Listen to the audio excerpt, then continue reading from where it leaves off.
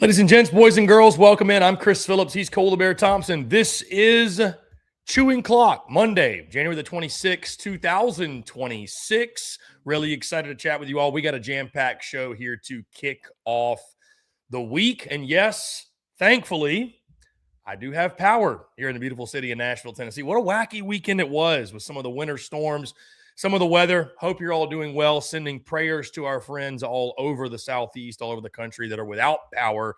I believe there's over 200,000 homes in Nashville, or at least over 200,000 people that don't have power. So if you are able to hear this, hopefully that's not the case for you. But if it is, again, we are sending our thoughts and prayers to you all. Hope things are well. And again, I feel like one of the lucky ones as we sit here on this Monday. But either way, we'll take your mind off it here for the next hour, hour and a half or so. Again, we got lots to discuss. We're talking Pete Golding versus Dabo Swinney. Ding, ding.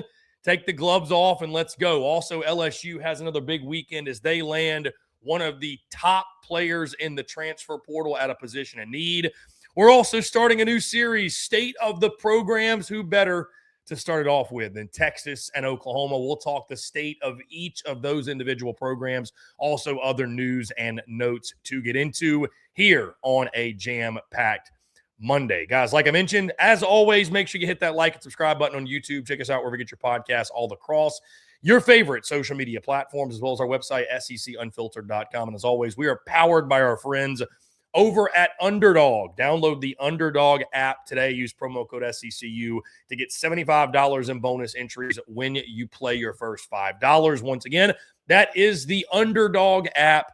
Promo code SECU after you download to get $75 in bonus entries today. I'm Chris Phillips. He's Cole Thompson. This is Chewing Clock, SEC Unfiltered's bi-weekly SEC football show, live every Monday and Wednesday at 2 o'clock Central, bringing you all the latest and greatest and the hottest takes when it comes to the SEC on the gridiron. Cole, what's going on, man? Appreciate you taking the time.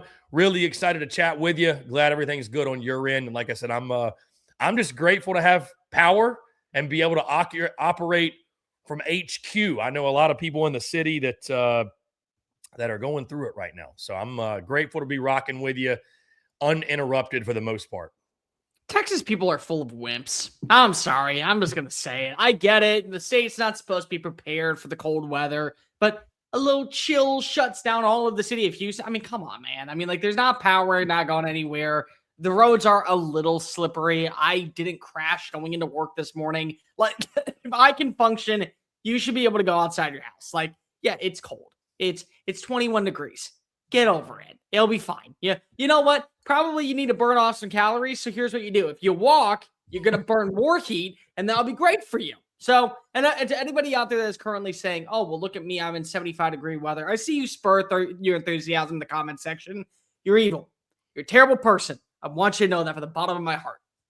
I didn't know Spur Your Enthusiasm was down in Palm Bay. So I was today years old when I figured that out. Again, guys, we appreciate you all in the comments.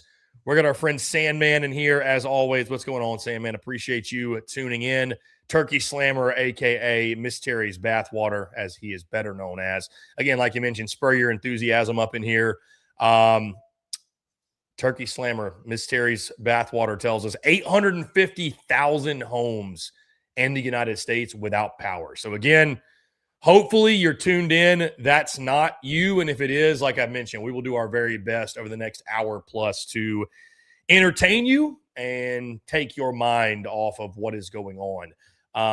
Yeah, the roads are pretty tough out there right now, Cole. Also, guys, DWBTTS up in here, up in the building. Appreciate you tuning in. And guys, as always, if you want to get in on the text line, you can do so. You can get on the text line, guys. Shoot us a text, 629-777-5759. Once again, that's 629-777-5759. I would highly encourage you, just create a new contact called SEC Unfiltered and save that in your contacts.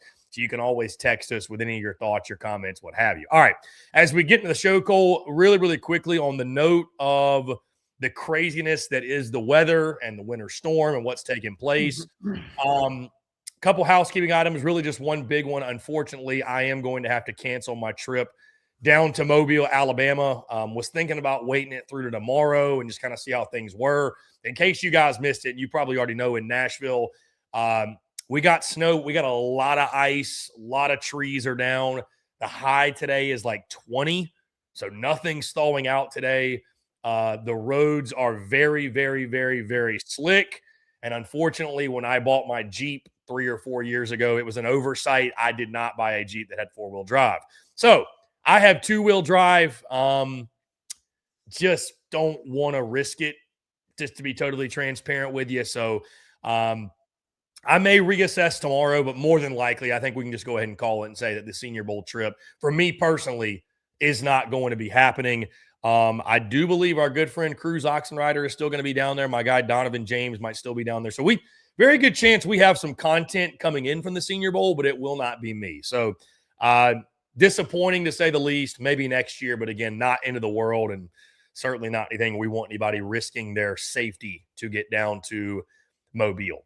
Outside of that, that's pretty much it. So anyways, we'll try it again next year when it comes to Senior Bowl, and we'll keep you guys updated on the first trip of the SEC Unfiltered Tour in 2026 that I can assure you is coming up very, very, very soon. But without further ado, Cole, let's go ahead and get into it because, like I said, we've got a lot to get into, and we do want to hear from you because there are some big topics we're discussing that I know are going to cause a stir, that are going to cause debate. And right out of the gate, let's just get into it. Pete Golding and Dabo Swinney, the feud that none of us knew we were getting, none of us knew that we needed, but Cole Dabo Swinney took the gloves off. And I'm not going to play, obviously, the full rant here on the show.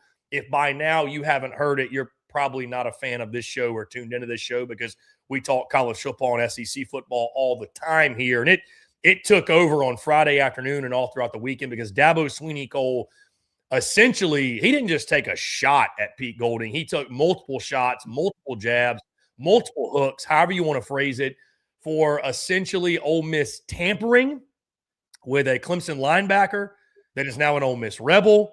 Went into, not just allegedly, went into full detail, text message, by interaction, by engagement, what have you. Cole, I want to get your initial thoughts, your initial reactions. This because, again, we've heard coaches complain about tampering, right? And that was the word that was used repeatedly, tampering. And a lot of times, dare I say, it's fallen on deaf ears because when you present a problem but you don't present a solution or you don't present details, it's after a while, right? It's like the boy that cried wolf. It's just kind of hard to give it a lot of credence, take it really seriously. We have never seen a coach do what Dabo Swinney did, presenting and laying out the detail and in his mind, the severity. And obviously there's been pushback from the Ole Miss side and the fan base, and no statement has been made, of course, but there's pushback from Ole Miss fans, Ole Miss and Clemson, and of course LSU fans getting into it. Everybody's been going at it on the timeline. But when you saw and heard, because this was a press conference, by the way, to introduce Chad Morris as the offensive coordinator. This had nothing to do. Nobody cared. He just took it upon himself to say, oh, by the way, let me get this out of the way. Cole, when you saw this, when you read it, when you watched the clip, your initial thoughts and reactions to Dabo Swinney going off on a tirade on Pete Golding. This is going to continue to happen in the world of college football, whether you like it or not, because if there's no regulations, because if there's no ceiling government that's going to be able to dictate the ramifications of what will be the punishment level. And certainly this is not new in the sport. Here's the difference. You don't do this to Dabo Swinney. Like, if there was one coach that you don't mess with when it comes to tampering because if he follows the rules to a direct composite, almost to like a straight narrow T, and is the police of college football, it is Dabo Swinney. Like, this is the one person that is not afraid to rat you out word for word what you wrote. And that's exactly what he did with Pete Golding. I thought it was dumb. I mean, let's just be real. Pete, I completely understand that you got to do what's best for the program at Ole Miss. And I respect that. I thought it was really dumb that you were the one texting the player. Like, this is why you have a GM. This is why the agent conversation goes on. The fact that you put yourself in the crossfires is not a good look. Automatically. It just isn't. But at the same time, The bottom line is that this is continuously going to happen in college football. It is. Ole Miss got tampered with by LSU and Lane Kiffin. They did. Now, I'm not saying it's wrong, and I'm not saying that I don't agree with it or I disagree with it. What I'm saying is what are facts. They got tampered with by LSU. Principal Owen Manley Yellen said he was coming back, didn't get offered the right deal. They threw more money at him. Guess what? He is now in Baton Rouge. He is going to be playing across enemy lines next season. You went and did the exact same thing to Clemson. You got a linebacker who was an all-ACC stud, goes to Clemson, enrolls in classes. He then comes back to Dabo Swinney and says, here's my offer. If you can match that, I'll stick around. It's the nature of the industry. The bottom line, though, is that you don't do this to Dabo. Like, of all the coaches, just don't do it to Dabo, because now it's going to look horrendous for you if the player doesn't end up panning on out. It's going to look terrible for you if you're not able to go ahead and make sure that this ends up becoming a home run move that elevates the status of your team. And the thing is that Dabo is really going to be a gung-ho about this, because for the first time in his life, let's be real, Dabo attacked the portal. Dabo went full in on going after the portal and said, if I'm going to embrace this new day and age of college football, I have got to get with the times. And the first moment that he gets a player that everybody is looking at and saying, what a move, he gets stolen and goes down to Oxford, Mississippi for a higher payroll. Like, that's what happened. So it's crazy that this is the way that we are in college football. But Dabo, I hate to be the bearer of bad news. You can call Jim Phillips. You can get on the phone with Greg Sankey. You can demand whatever ramifications that come your way. It's going to continue to happen until we are all under the same umbrella of governance in the world of college football. You're going to see players get tampered with year in and year out. And as he said, there's tampering 101, there's 201, there's 301. But let me tell you what 401 is. They tell you straight to your face, I don't care, I don't like you, I'm leaving the program. And guess what? The other coach wants me there anyways. That's just it. That's it. That's the nature of the business at this point. So you either got to continue to get with the times, or you got to figure out a way to guarantee that they stick around. I hate it. I absolutely hate it. I hate it for Ole Miss. I hate it for LSU. I hate it for Clemson. I hate the Darian Mensah story that's going on in college football right now. And Jim Phillips is doing nothing about that, because why would he? Why would he care about going after a program like Miami, taking a quarterback from your ACC champions, when clearly your entire focus is in on losing players to the SEC? Because that's what we're really not talking enough about, is that Clemson went out of its way to go, Miami went out of its way to steal a quarterback from Duke, and Jim Phillips mummed the word. But the second linebacker goes from Clemson to Oxford, Mississippi, it becomes a problem. This is going to continue to be a problem. And until we get some regulations or bylines or things that are going to be set in stone where if you are caught tampering at this level, you will be suspended for a game, the kid will lose $100,000 in salary, it's going to continue to happen. It's wrong. It is. But who's going to govern this? Who's coming out of their way to say, I will handle this problem on the regular? Nobody.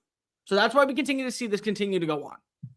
Yeah, it's a lack of leadership, obviously, in college football, Cole. And I was going to say it's one of the things that, when I say things like the college football offseason is disgusting now, this is kind of what I'm talking about, because you and I both, I know I got into the mix a little bit on Friday night, and it just, I say this with love, but it's true. The hypocrisy of college fans is and just probably sports fans in general. But like in this specific instance where it's like Ole Miss fans are defending and like bragging about this, like how, man, Pete Golding's a savage, dude. He's I will say we got one of the greatest quotes of all time when it was Pete Golding just does what he does. I don't even know what that means, but he just does what he does. Laugh out loud funny. One of the greatest quotes of all time when it comes to the offseason and just how ridiculous it is. But like the hypocrisy of like, you're bragging about it, you're defending it. Like, and I get it. There are no rules. But if the shoe was on the other foot, if the roles are reversed, yeah, I'm sure you'd be saying the same exact thing. Like, man, what a savage that opposing coach is, man. I know you wouldn't, because Lane Kiffin's been doing it to you. Lane Kiffin's literally been doing it to you, and that hasn't been your reaction. Your reaction has been the complete opposite. So, yeah, I guess on one hand, there's no rules around it. There's nothing really here to enforce. But at the same time, like, yeah, I don't think this is a good look on Pete Golding. I don't think this is a great look for Ole Miss. Again, at the end of the day, what ramifications, what can happen, what punishment could be, like, because there are no rules. There's supposedly there's rules on tampering, but we know that there's not. We know there's not. The NCAA is a spineless organization that's not going to enforce any of this. I mean, heck, this is a different sport, but like we've seen it with the Bediako situation. We don't even know what eligibility is. So you're going to tell me we know what tampering is? I mean, we have just completely, Cole, in college athletics, completely just lost our way. We have. And like I heard somebody else say this, and I forgot who, and I wish I could remember so I could credit the guy who said it, the creator that said it, somebody on a podcast. I forget. I heard the clip. But he essentially said, I think it was Charles Barkley. It was Charles Barkley in some interview. He said, how crazy are we that we have broken college sports? Like, how insane is that? To a degree, we have broken college sports. At least the offseason is a complete mess.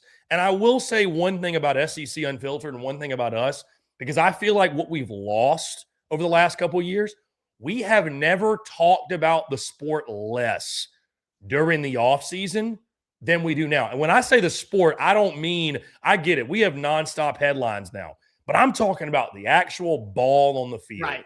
We used to spend the entire offseason talking about the roster and previewing each position unit and previewing this and making predictions. It's like there's so much other crap that has cluttered the news cycles. I want y'all to know at SEC Unfiltered, we're going to keep talking ball. Like, we're going to talk ball throughout the course of the offseason. Because me personally, if all we had to talk about was this, I'd just leave it alone. Like, to me, it's like I got in the conversation on Friday, and it's like, it's disgusting. It sucks. Like, I don't know how you can look at this and be like, this is so great. This makes me love college football that much more. So, well, think about it, dude. Like, just you can't even go through studying rosters anymore because you don't know who's on the roster. And half these players, you don't know what their role's going to be. You don't know if they're ever going to pan on out. And then you don't know if they're even going to go ahead, and if they don't have a role, they'll just sit out for a season and then enter the transfer portal. So it's like everything that we used to love about the sport of the next big name. Yeah, they may be the next big name at another school. Maybe not with you. And guess what? They can go ahead and be bought. And there are conversations that are currently going on right now of a kid that may or may not have just gotten onto campus, and they're saying, you're not going to play for the next 2 years. Let's rediscuss where your situation is this time in October and figure out if you want to come to our program. We'll see what we can go ahead and match you with. It's ridiculous. You know what's sad about it though, Cole? In saying all of this and me spewing hot air about how college football is less likable because of the tampering and the portal NIL stuff and just some of the negatives of it. I don't think anything's going to change. And you know why? Because I say all of what I just said. And what do I know? Bowl game viewership was up. Yep. Playoff viewership was up. The national title, that was the most viewed national title in years. Nobody's not watching the games. So as long as the money's coming in and people are watching the games, what motivation is there for leadership to have really, really hard conversations, hard discussions, create solutions to very difficult problems? What is the motivation for them? I mean, what really, truly, like, unless it starts hitting the bank account and it starts hurting the bottom line, I mean, how motivated are you? How motivated are they to quote unquote fix college football or fix college athletics? They don't think it's broken because here's the problem. They see the money that comes into their pockets and they say, that's what we care about. Who cares about the rest of the product? Yeah. As long as the money's coming in, that's it. And that's always going to be the evil. That will always be what determines college athletics at this point. Again, you have players who are currently coming on over from the G League. And this is me talking about it as an Alabama grad. Somebody who gave up his eligibility and said, well, I still have some. So let's just go back and use it. Let's just go back and go call it a day. Really? This is where we are in sports? You openly saying, I'm going to give up my playing time so that way you can go ahead and make more money in the NBA, Major League Baseball, college football? Oh, I didn't get drafted high enough. All right, that's cool. I still got my eligibility back. Why are you allowed to come back in? Oh, wait, because of the people who are running the sport don't actually care. What they care about is making sure that they have money and profit off of you. Again, when we paid players, which again, I was all for, and I will always be for it. Players deserve to get paid because they're treated like actual professionals. All it did was it opened up more avenues to build revenue distribution for universities. As much as the players are getting paid, the universities are getting paid. So now everything about this is money related. Who can go ahead and bring in the most cash and give me the quickest buck? That's what it is. That's always the reality, Cole. This is just the beginning because we haven't even gotten to the part yet where private equity gets involved, and then it really comes down to, hey, it's no longer even about winning or losing. It's are we generating revenue or are we not? And that's a scary place to be in college athletics. Specifically, I know we kind of zoomed out 30,000-foot view, the college athletic sphere of it all, or the angle. I mean, Cole, do we really expect anything to come from this? I mean, I think it was here's what I'll say. You know, I before he passed, RIP Brad Lawing, former defensive line coach at South Carolina, Florida, Michigan State, et cetera, et cetera. Big time name in college football. I sat down with him and did a one-on-one show with him, and he would tell me recruiting stories back in like the mid-2000s, late 2000s, obviously well before NIL. Players were still getting paid, but in a different way, of course. He essentially told me there used to be an understanding amongst the coaches that, hey, we all know what we're all doing here. We're all trying to get a competitive advantage, whatever. But as long as you don't piss in my yard, I won't piss in your yard, right? Like let's just at least respect those boundaries.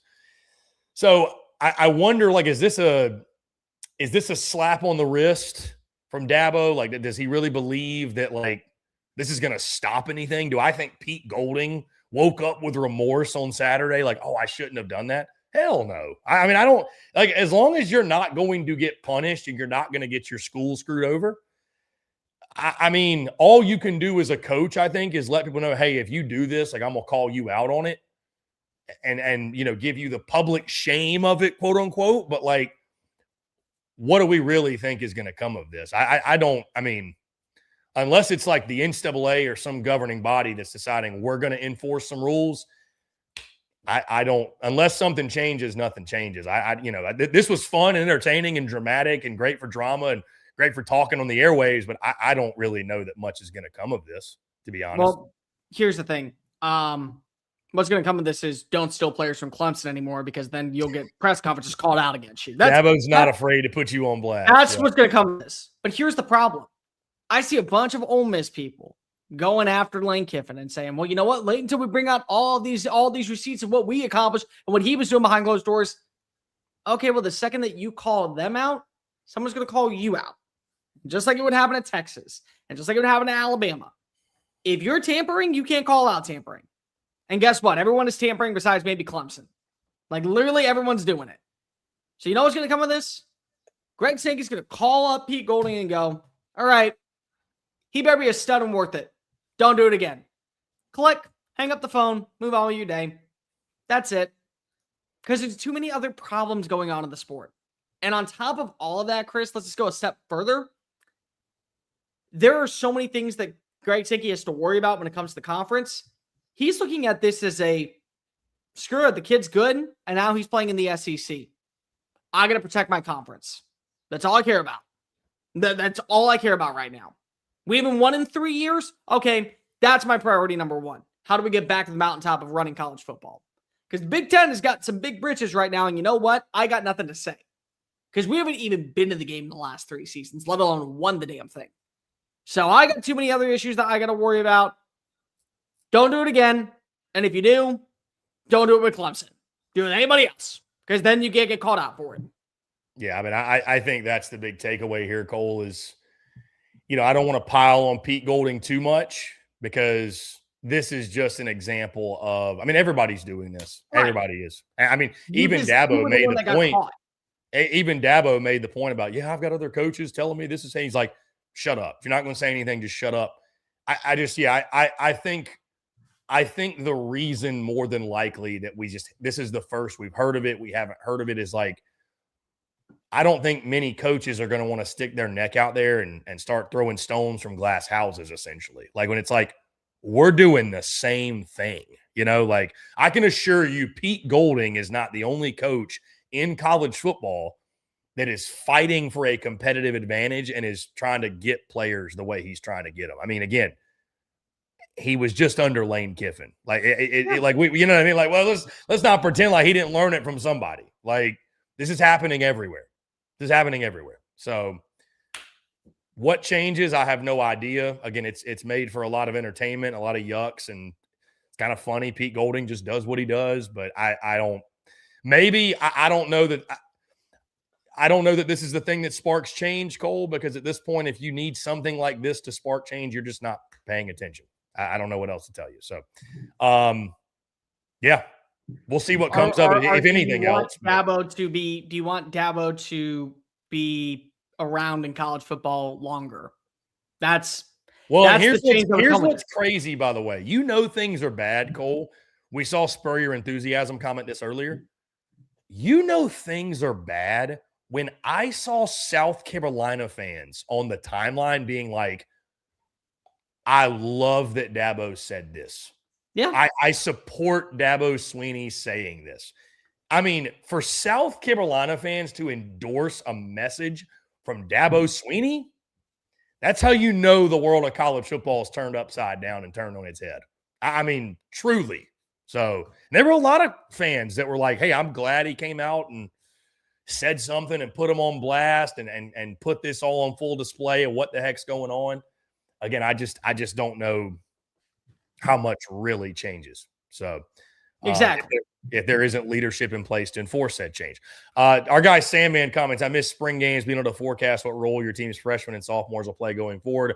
Now they're all likely to portal out, and spring games are basically extinct. Yeah, I mean, we saw a lot of them. That'll be another big storyline this spring. We saw a lot of them go away last year, and even the ones that were played. I went to Tuscaloosa for A-Day, and it's just a shell of itself, man. It's a lot of them aren't even playing games. They're just going through drills, and Georgia plays a game.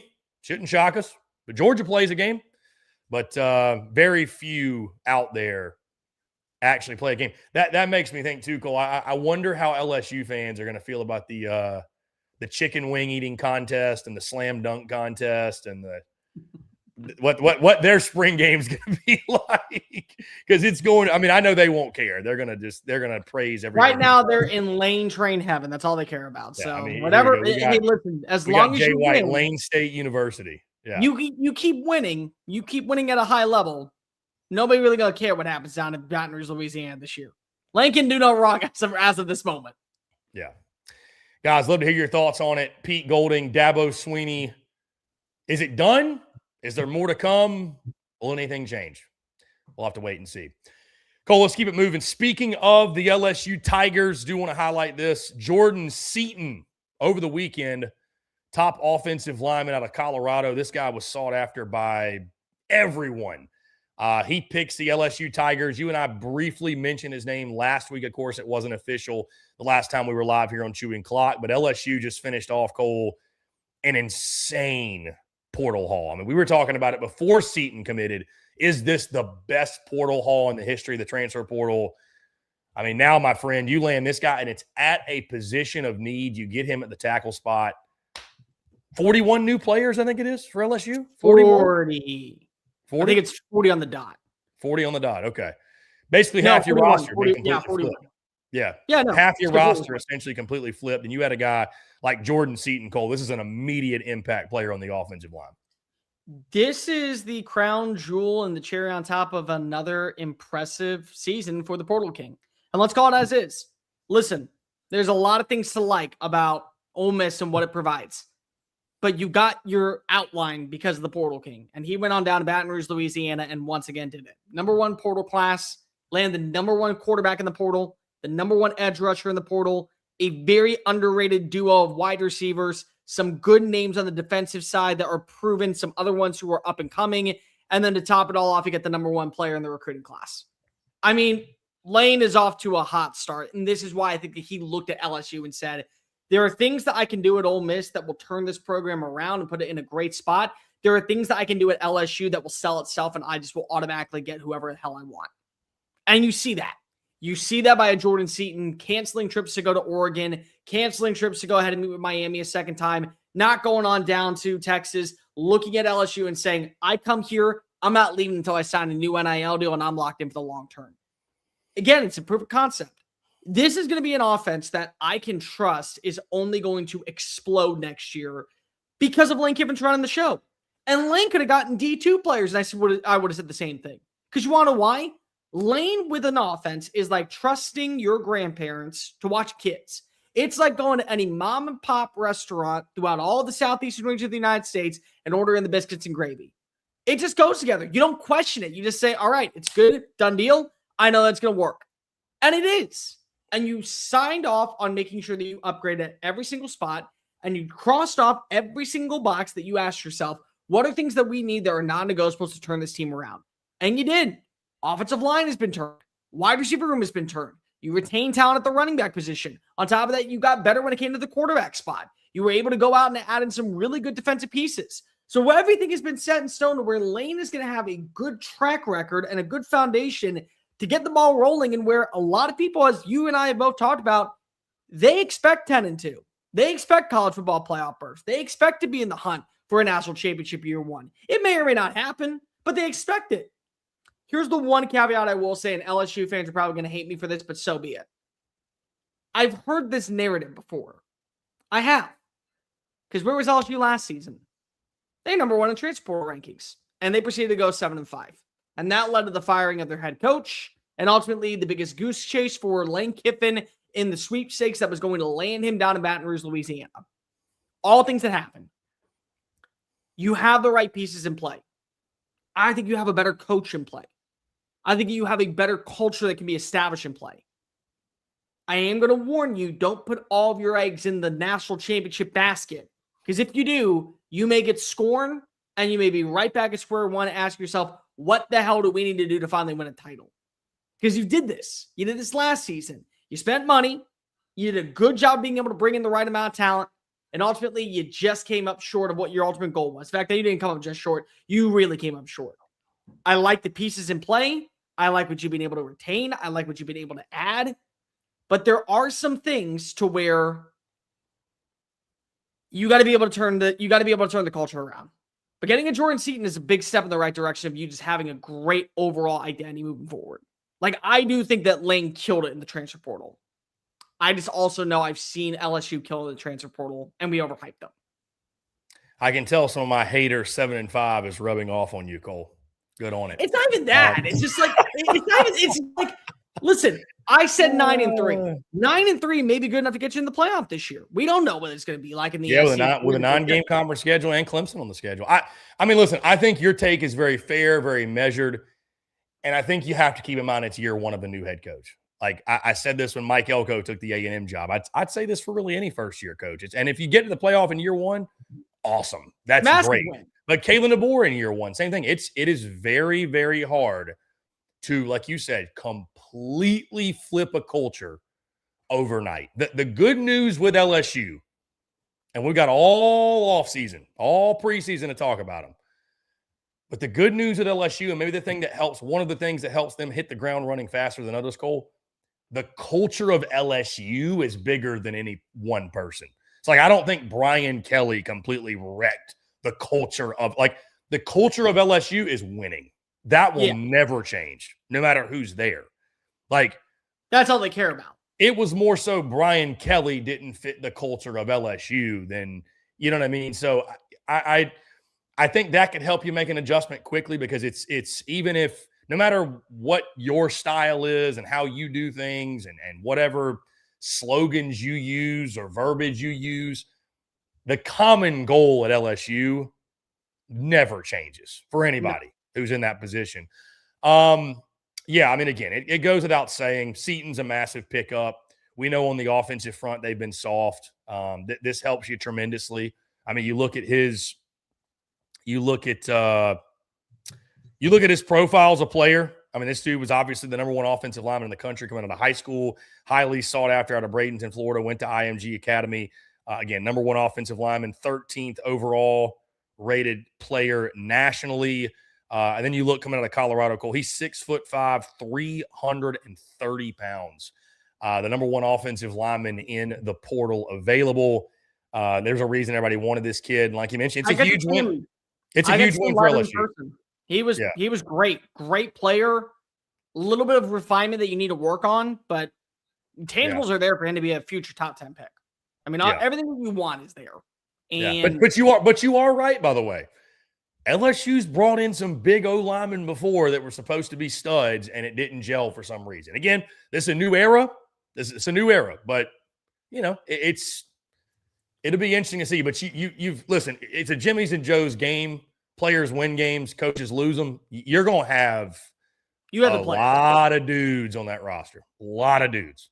I'll put it this way: you shouldn't go the 7-5 that I projected a few weeks ago, and there's a reason that was a way too early prediction. I'd almost be willing to guarantee you my final prediction in the summer before the season gets here will not be 7-5. Do they make the playoff? I don't know.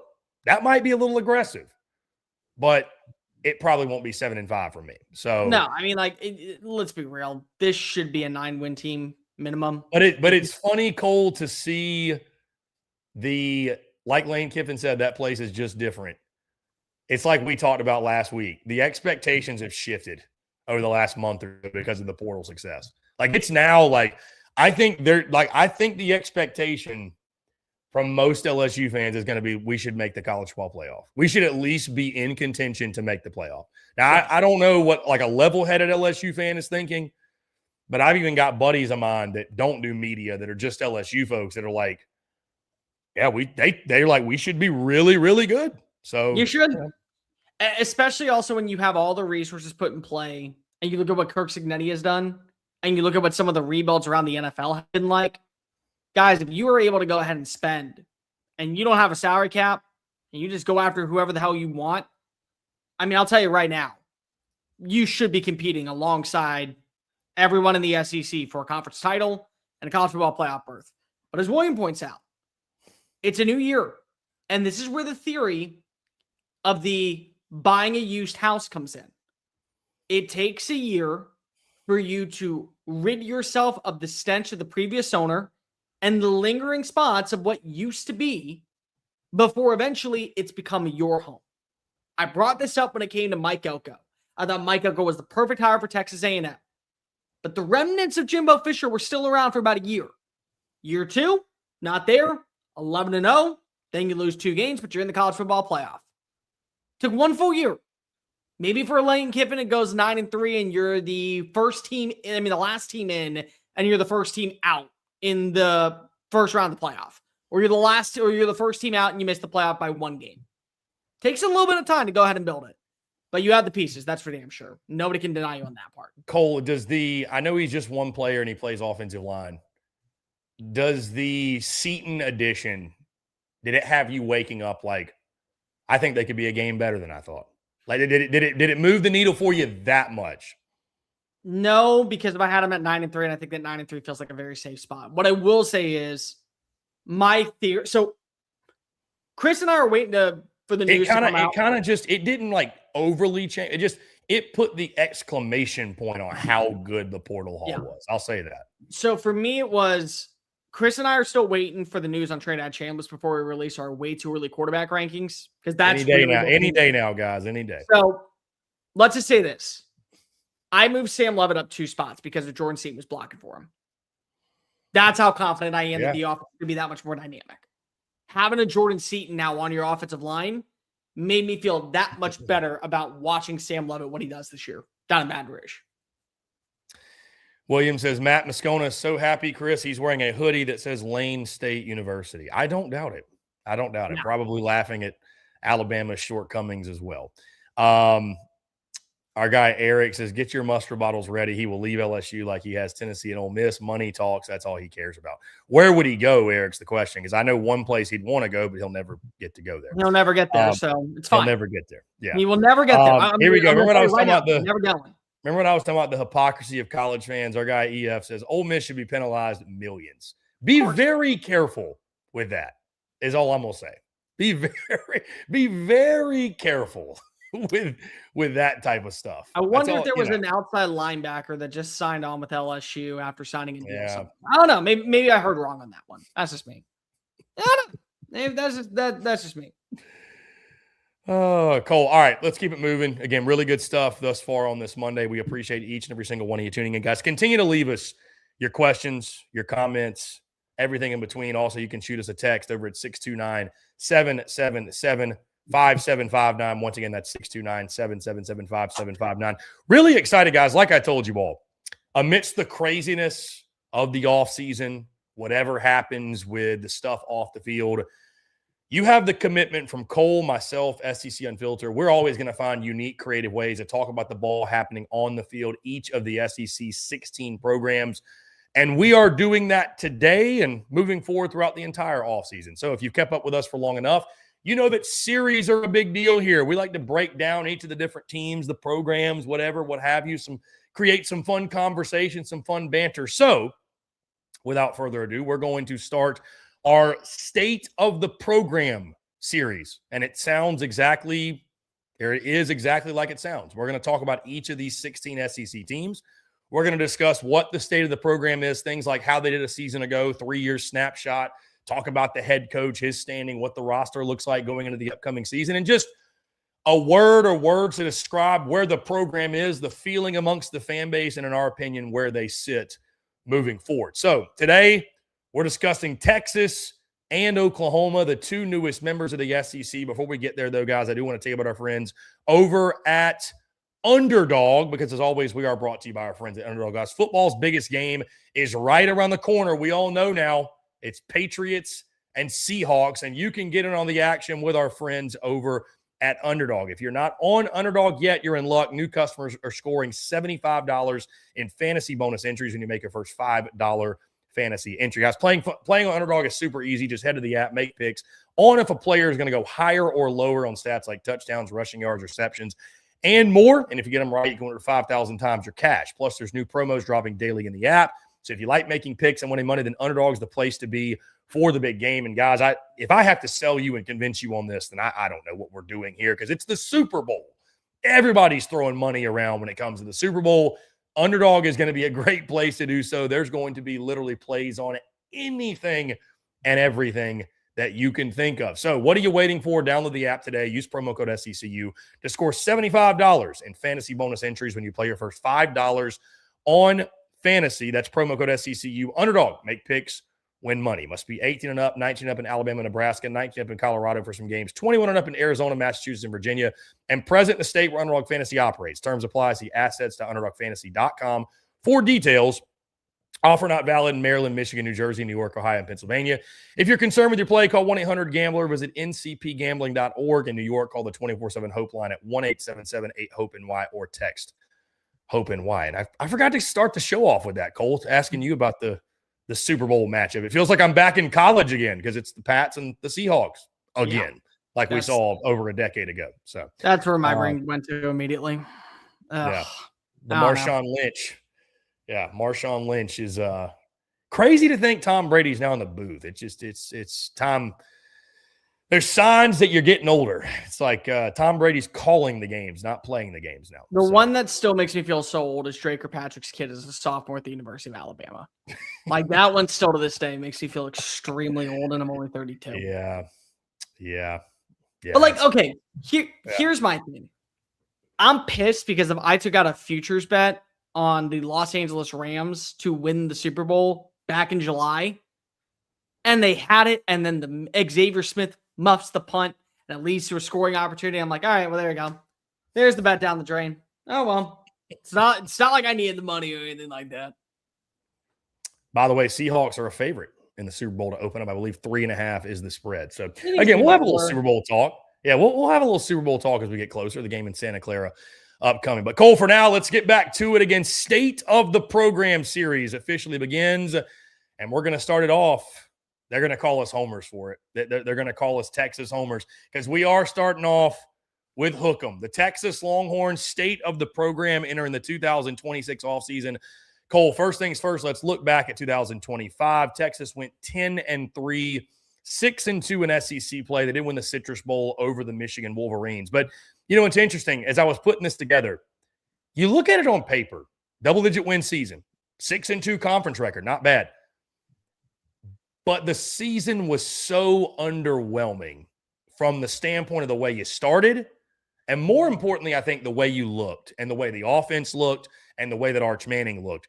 Give Texas credit. They caught fire later in the year. They bounced back from that ugly loss in Gainesville, which you and I both agree was the game that held them out of the college football playoff, because you only lost 3 games. I mean, 2 of them, you don't shame anybody for losing, at Ohio State and at Georgia. It was that Florida loss that really served as the black eye of your season. But I don't even know. I don't think the record tells the full tale. I mean, you went down to the wire with Mississippi State. You had to go to overtime against Kentucky. Cole, it was more of the way that it looked in 2025 and shortcomings on offense. Really, I think when Texas fans look back, is what defined that season. No, it was. And let's just be real. You caught fire too little too late. Because if you look the way that you did in week 13, in week 1, you probably win at Ohio State. And that's a moot point. And lo and behold, you're in the college football playoff. If you look the way that you did with Arch Manning and the offense was clicking at that right moment, when you went down to the swamp, you win that game and you're in the college football playoff, and you're going to Atlanta to play for an SEC title once again. If you catch fire offensively in the Georgia game, it at least is going down to the wire. It may not end up winning you the football game, but at least it's a close battle, and it's something that you can be proud of because it was a test on the road for the first time of your season. I'm not going to say it was all the offense, because the secondary was very hit and miss. It was absolutely dreadful at times, and it's why you made a lot of changes. It's why you brought in Coach Boom. It's why now you have a new guy running the show in the back end of your defense, because you need a change. But this was a team that on paper is kind of the epitome of, this is why we have to make sure that you play the games on the field. Because if we could talk about what Texas was, what Texas ultimately became, how they got to a level, and then we have to go back and talk about who Texas is and what they were.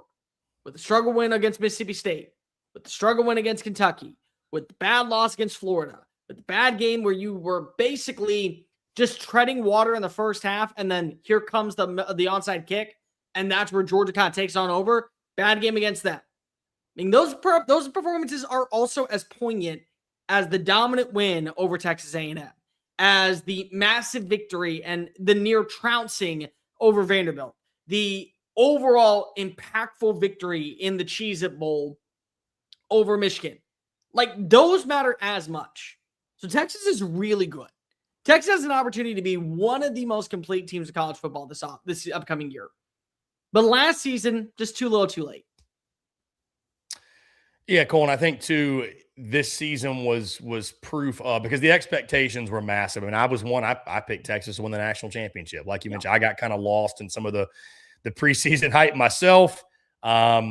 You know, you felt like you said, on paper, one of the most talented, if not the most talented roster in all of college football. The moves they made in the portal, the money they were spending, and it didn't quite pan out. Offensive line, I think, was a big part of the reason for those shortcomings, especially early in the season. This season also, though, proved, Cole, they remember November. They remember how you finish. And so certainly a lot of Texas hype going to be happening this offseason because of the way the offense looked, the way Arch Manning specifically looked. You think about the bowl game against Michigan. He was lights out. And again, he's already one of the favorites yet again to win the Heisman Trophy going into the 2026 season. This hype, I think, will be more warranted, Cole, but it's 100%. Only time will tell. But it's certainly, now that we've seen him full season experience under his belt, and some of the pieces they added, which we'll get into in just a second, they should be primed, at least offensively, no doubt, to take that next step in 2026. Cole, I like to zoom out when you're talking about a program and do a snapshot, a multi-year snapshot. I think right now in this current era of college football, 5 years is a little bit too wide a lens, just because how quickly a program can turn around, and coaches aren't getting 5 years, right? So I shrunk it down to 3. And in a 3-year sample size, which I think gives you a pretty good indication of where you are as a program, where you're trending at least as a program. Cole, and I know one of these years, by the way, Texas was not in the SEC. I understand that. But over the last 3 years, 35-8, 21-4 in conference play. You had 2 college football playoff Final Fours. You've gone to an SEC championship game, and yes, you did win the Citrus Bowl for what it means over Michigan. Cole, there are very few, if really any, in college football that are going to tout the same resume that Texas has over a 3-year period. We'll define what the state of the program is a little bit later in the conversation with a single word and kind of give our explanations on it. But again, there's very few in college football that when you look at it and you zoom out can claim and can brag on what Texas has done to that level over the last 3 years. Yeah. I mean, I got a lot of flack, and so did you, for where we ranked Steve Sarkisian in our way too early coaches rankings. And thankfully, a lot of people agreed with me that Steve Sarkisian belongs at number 2. And there'll be a lot of people that will say, well, no, he doesn't, because of look at the talent that he's had and how he's wasted their opportunity of playing in a national championship. Okay, well, let me make something abundantly clear. It's really hard to win a national title in today's day and age. It's not only about the players you have, it's about the matchups you draw, and it's also about the way that you go about your games and certain little details that can carry a long way from success to failure. The fact is that you've won a conference title, you've competed in another conference title, you've been to the college football playoff twice, and you're 3 plays away from going to back-to-back national title appearances. Now, it's a big what-if world. It is. But still, to be in that landscape, it shows you that, number one, you have the right guy in charge. Steve Sarkisian is the right guy, I think, to lead Texas moving forward. Number 2, you've been able to change the era of your ways from years past underneath Charlie Strong, underneath Tom Herman, the end of the Mac Brown era, to where we're back to Texas being in a national relevant conversation for all the right reasons, not the wrong reasons. The third thing is you're constantly going out and you're upgrading your roster to make sure that you are competing at the highest level. And the fourth thing, you understand that the goal has failed to be met every single year that you've been there. Because the goal at Texas is the same goal it is at Alabama, like it is at Ohio State, like it is at Florida, like it is at any other major school.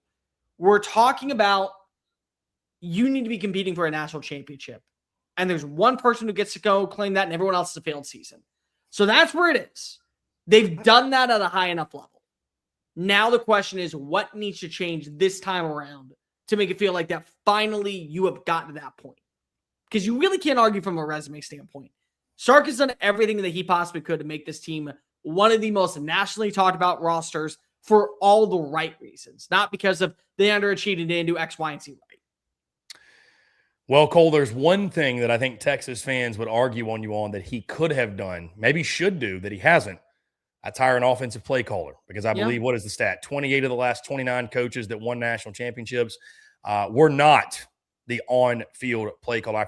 I think the only one was Steve Spurrier that called his own plays. I could be wrong there. But either way, it's been a long lineage or a long spell, if you will, of coaches that don't call their own plays offensively that have won the national championship. Of course, as we all know, Steve Sarkisian does, and he'll tell you, he'll vouch and say, hey, that's why I got this job, was because of my offensive play calling. Cole, he's going to have his 6th season upcoming in his 5-year Texas tenure, which is crazy to think he's already through 5 years complete there. 48-20 overall, 30-13 in conference play. Again, obviously 3 of those 5 were not in the SEC. We already mentioned what Texas has done in regards to playoff and the success they've had. And certainly folks give Steve Sarkisian a lot of credit for taking Texas, which was kind of a broken program, dare I say. They went through their own decade of disaster, kind of like a Tennessee did and like a Florida's been going through. He brought them back to national relevancy, competing at the highest level, getting back to where you feel like Texas should be. How do we feel about Sark moving forward? I think what's interesting with Steve Sarkisian, I'll put it this way. He's been at Texas for 5 years. I think it's less likely than more likely he's there for another 5. From the things that we've heard and some people that we've talked to, I know that I've talked to, and I went down to Austin, that talk about him in the NFL is real. That's not like a made up thing. I could be wrong, but where there's smoke, there's fire. I think it's fair to say, obviously, listen, Steve Sarkisian is one of the best coaches in college football.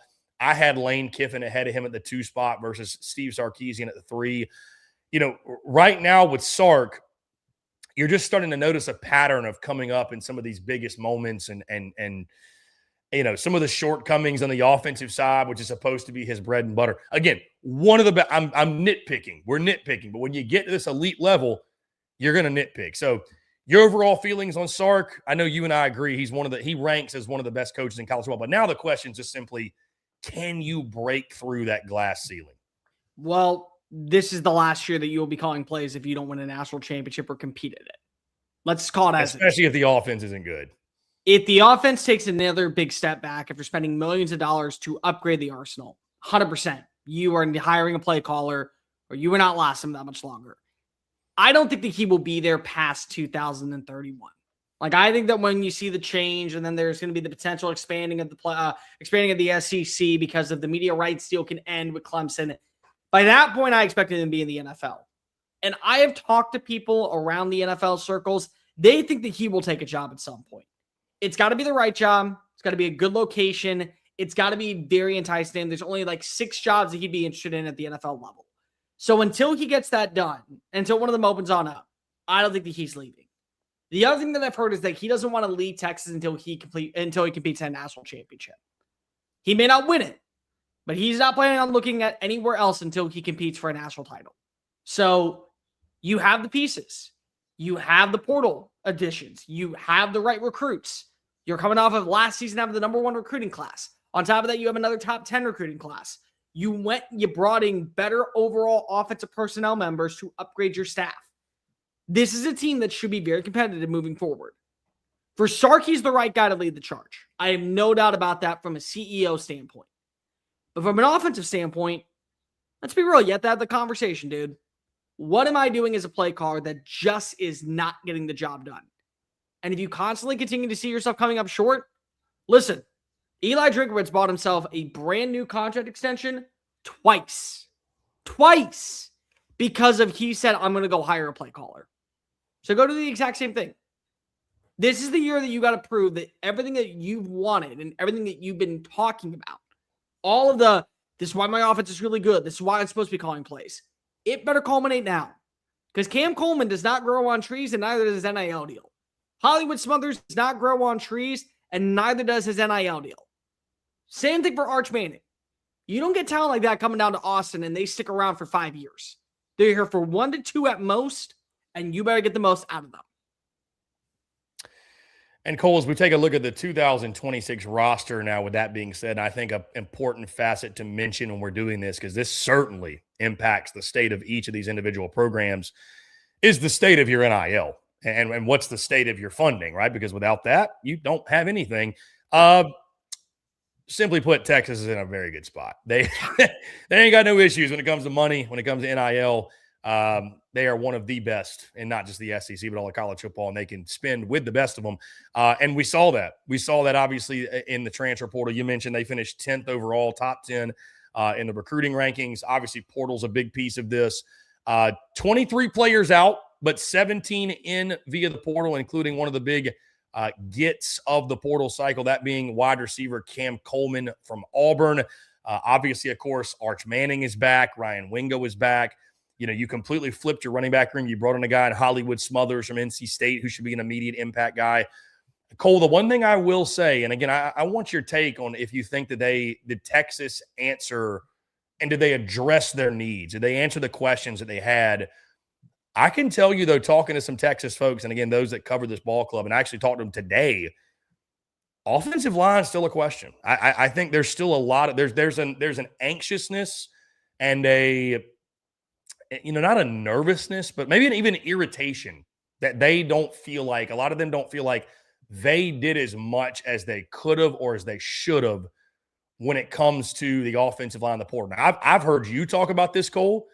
These are not all created equally. Like, for example, getting a Jordan Seaton, that's a unique circumstance. I've heard you talk about it. Hey, if an offensive lineman's in the portal, there's probably a reason he was in the portal, right? Like, most of them are that way. Now, you've got your, needles in a haystack, if you will. Every now and then, some big-time guys just want to change the scenery. But, so I don't know if you were going to find all the answers you were looking for via the portal when it comes to offensive line. But I know that is the thing, that if there's anywhere that they're nervous or they're anxious, it is the offensive line play and just what they did or did not bring in via the offensive line. But like some of the others, Cole, a lot out, but you bring a lot in, headlined by a Cam Coleman, and you got your quarterback back in 2026 and some key pieces on defense, which, again, gives you a solid foundation for what this roster should look like. And, oh, by the way, let's point this out, too.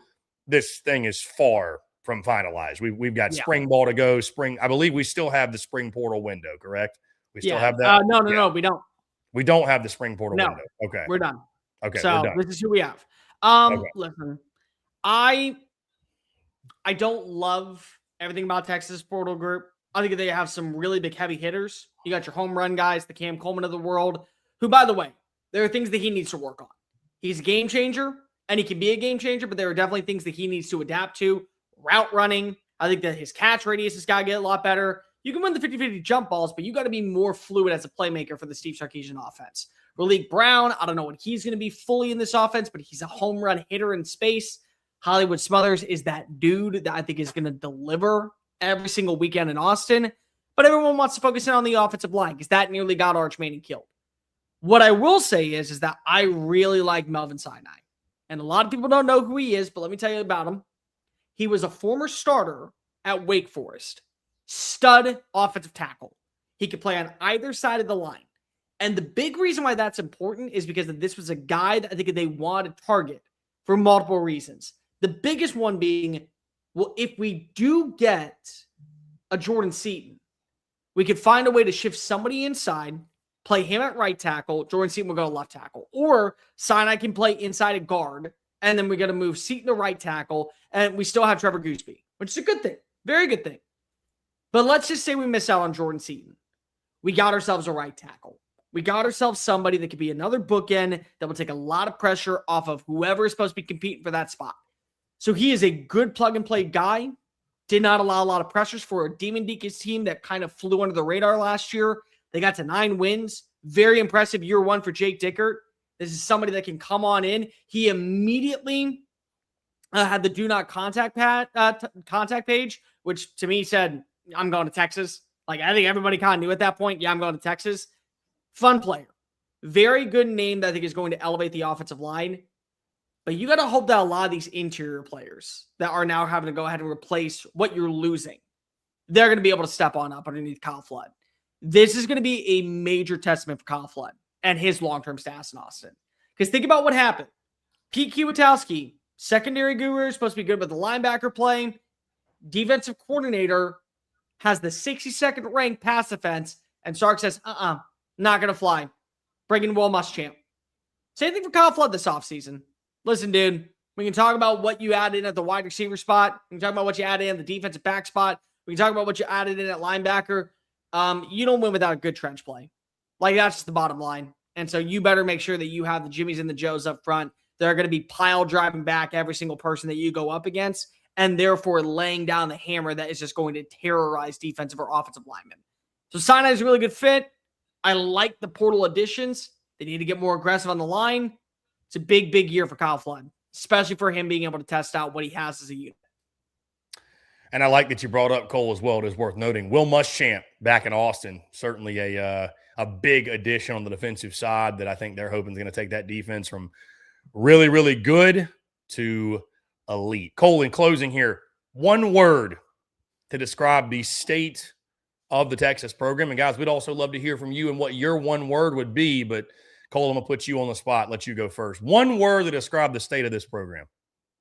I would go with vengeful right now. And I think it's not vengeful from the public eye. I think it's vengeful from internal thoughts. They were supposed to be in the playoff. They were supposed to be a team that was competing for a national championship. All we heard about was Arch Manning, what he's going to be, the next savior of the sport. He's supposed to win the Heisman Trophy. We got really good wide receiver play. Oh, well, we got really great defensive play. You know, we're elite at every single position. We're the number one team in the country because we know that we're supposed to be number one. And you proceed to lose week one, and then everybody started to write their own narrative on what happened with Arch, what happened with this offense. You couldn't run the football to save your freaking life last year. Play calling at times was pedestrian. You lose to Florida. You have bad performances against Kentucky and Mississippi State. But yet you're the only team in college football since 2019 to win 3 games against top 10 opponents. And yet, unlike LSU, you missed the college football playoff. So part of you sitting here and saying, yeah, we shot ourselves in the foot, but aren't we supposed to care about those big-time games? The moments that are supposed to be at the forefront, center college football? We delivered in 3 out of those 4. And even in the Ohio State game, we at least showed you that our defense was damn good. It was at least really, really promising at that point. You're vengeful. You want to leave no shred of doubt that going into this season, everything that we thought we were supposed to be in 2025, that's just waiting for 2026. The Ryan Wingo breakout year. It was never coming in 2025. It was coming in 2026. The Arch Manning hype train for the Heisman Trophy. It's not 2025. It's 2026. Colin Simmons being the SEC Defensive Player of the Year. That wasn't coming in 2025. It's coming in 2026. Steve Sarkisian, Coach of the Year, winning a national title. Not 2025, 2026. It's all about the revenge factor. You are vengeful for what you missed out on, for the way that you were talked about in the public eye and what it eventually became. Everything is on a collision course for you, guaranteeing you are going to be the most complete roster in college football for 2026. That's where I think that you are. Vengeful. Cole, I'm going to go for Texas. I'm going to go back-ish. Yeah. Back-ish. I don't even know if that's a real word, but I'm making it into one here. I think you're back-ish. You're back from the standpoint of, being in the national spotlight, being nationally relevant, of course, competing at the highest level, being a team on the short list of the 5 or 6 or 7 that we consider in the preseason as a favorite to win the national championship. But I don't think Texas is all the way back until they hoist that trophy yet again, till the confetti's falling down, till you reach the pinnacle of college football and you're standing on that mountaintop alone. And I think most Texas fans would probably agree because, like you mentioned, whether you want to debate it, fair or unfair, whatever, that sort of is that is the expectation of a place like Texas. When you have the resources, when you have the athletes, when you have the fan support, when you have the commitment to winning, when you have the NIL, winning your last game in the national championship is the only thing that feels acceptable at a place like that. So I think you're back-ish. You've made great progress. You don't want to lose perspective of where you were and where you are now, but it's time to take the next step. If you're Steve Sarkisian and the Longhorns, so you're back-ish. You're not all the way back. You're knocking on the door. Will 2026 be the year? We shall see. So we'd love to hear your thoughts, guys, on Texas, the Texas Longhorns, Texas football heading in the 2026 off season. What is the state of the program in your mind? How would you describe it? One word, multiple words, where Texas football currently sits. Again, guys, we're taking your questions, your comments. Would love to hear from you. Our guy, by the way, Blake Ruffino, says Lane Train toot in the comments. Appreciate you for tuning in, Blake. You're the man. Really appreciate it. William says every year Texas has load on each side of the ball and comes up short. What is the excuse for Sark this year? We'll have to wait and see. If there is an excuse, we'll have to wait and see. Eric says, everybody hit the like button for Chris and Cole. Eric, really appreciate it. Really appreciate it. This is why, by the way, guys, be careful what you see on Facebook, because YT Mars says just saw on Facebook the NCAA has granted Trinidad Chambliss a 6th year. I already checked on Twitter. That's nowhere to be found. I have. Just be very, very careful. AI works very hard on quick.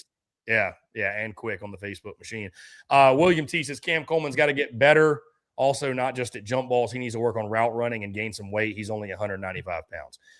I think they'll get him right, Cole. I think he'll be ready to go. He'll be fine. But, let's be real. The offense was very, very, very pedestrian at Auburn. Hey, run go routes, go run slant patterns. Can you run a third route? No? Okay, cool. We're fine. That was it. That's what they did. Eric says, by the way, I think Texas will win the SEC title this year. That is coming from a Tennessee fan. So there you go. That, by the way, don't forget Horns go to Knoxville. That will be one of the games of the year in the conference. Yeah, it's going to be the battle for the real UT. I mean, we can just call it like this. Chicken 1515 says horns down. And the picture is a hashtag OUDNA. So it's a good thing about what we're about to talk about. Yeah, no surprises there. Guys, we're going to dive into Oklahoma, go to the other side of the rivalry when it comes to the state of the program. Before we do, I want to tell you guys really quickly about our friends over at Game Time, because we are brought to you by our friends at Game Time, guys. I just mentioned the Super Bowl. Obviously, we've got college baseball season upcoming. College basketball's in full swing. Whatever you need tickets to, concerts, comedy club events, wherever you're at, Game Time's the way to go. Download the Game Time app. Use promo code SECU for $20 off your first purchase. Once again, that's the Game Time app, promo code SECU to get $20 off your first purchase today.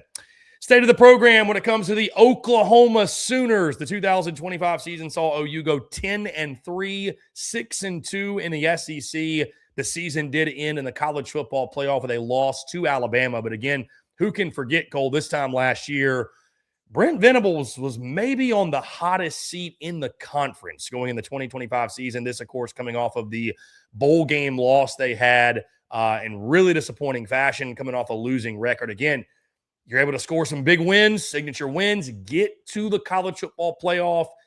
That was as far as you got. You didn't win a playoff game, Cole, but still, all in all, pretty successful 2025 campaign and year 3 for Brent Venables.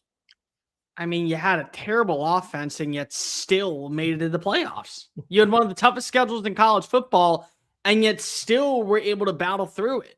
You lose to Texas and you lose to Ole Miss, one team that made it to the college football playoff semifinal, and one team that for some reason nobody knows what to expect whenever you play in the Red River Shootout. Damn good year. You went to Tuscaloosa. You beat Alabama again.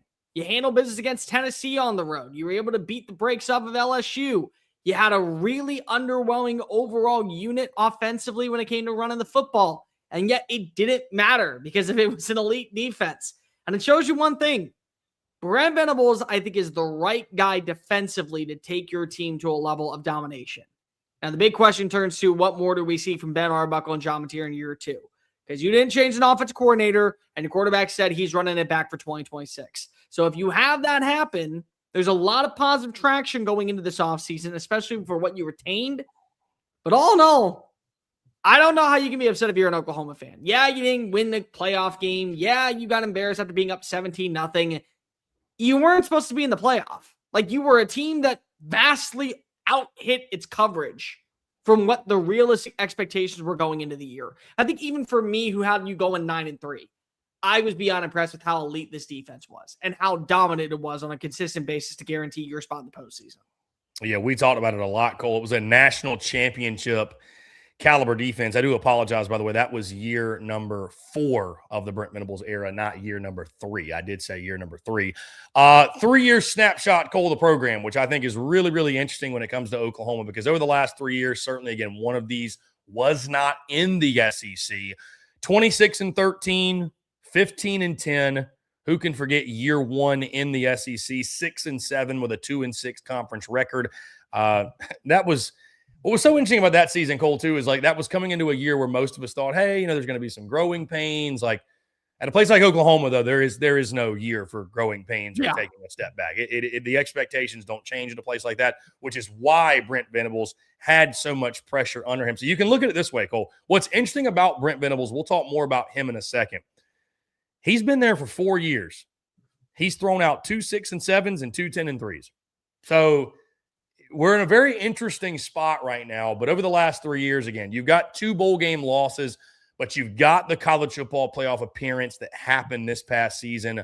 All in all, Cole, trajectory of Oklahoma football, does it feel, Oklahoma is one of those true blue blood programs. We threw out a graphic a couple of days ago, the 900-plus win club. Oklahoma is one of the very few that is in that club. They are the definition of a blue blood in college football. All the history, all the tradition.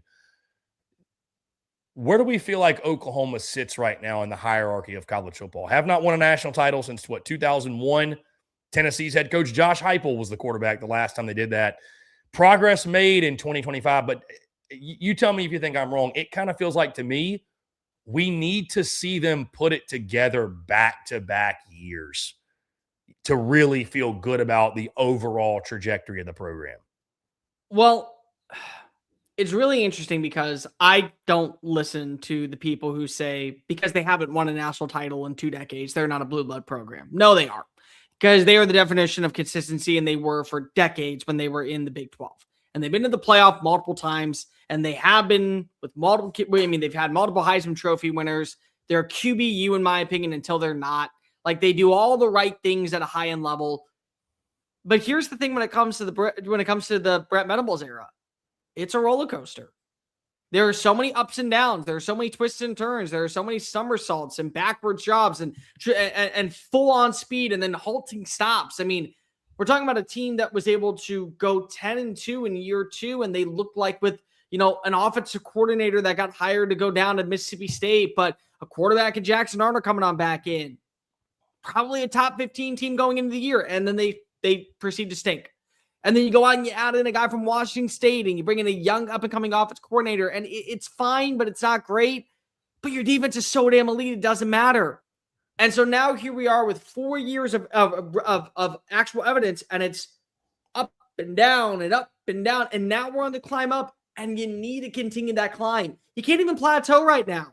Like next season, you got to be able to beat a team like Texas in Red River. You have to be able to dominate offensively and be considered a top 40 roster in all those areas. You have to be able to run the football. You have to feel like that you've taken that next jump forward in the passing attack.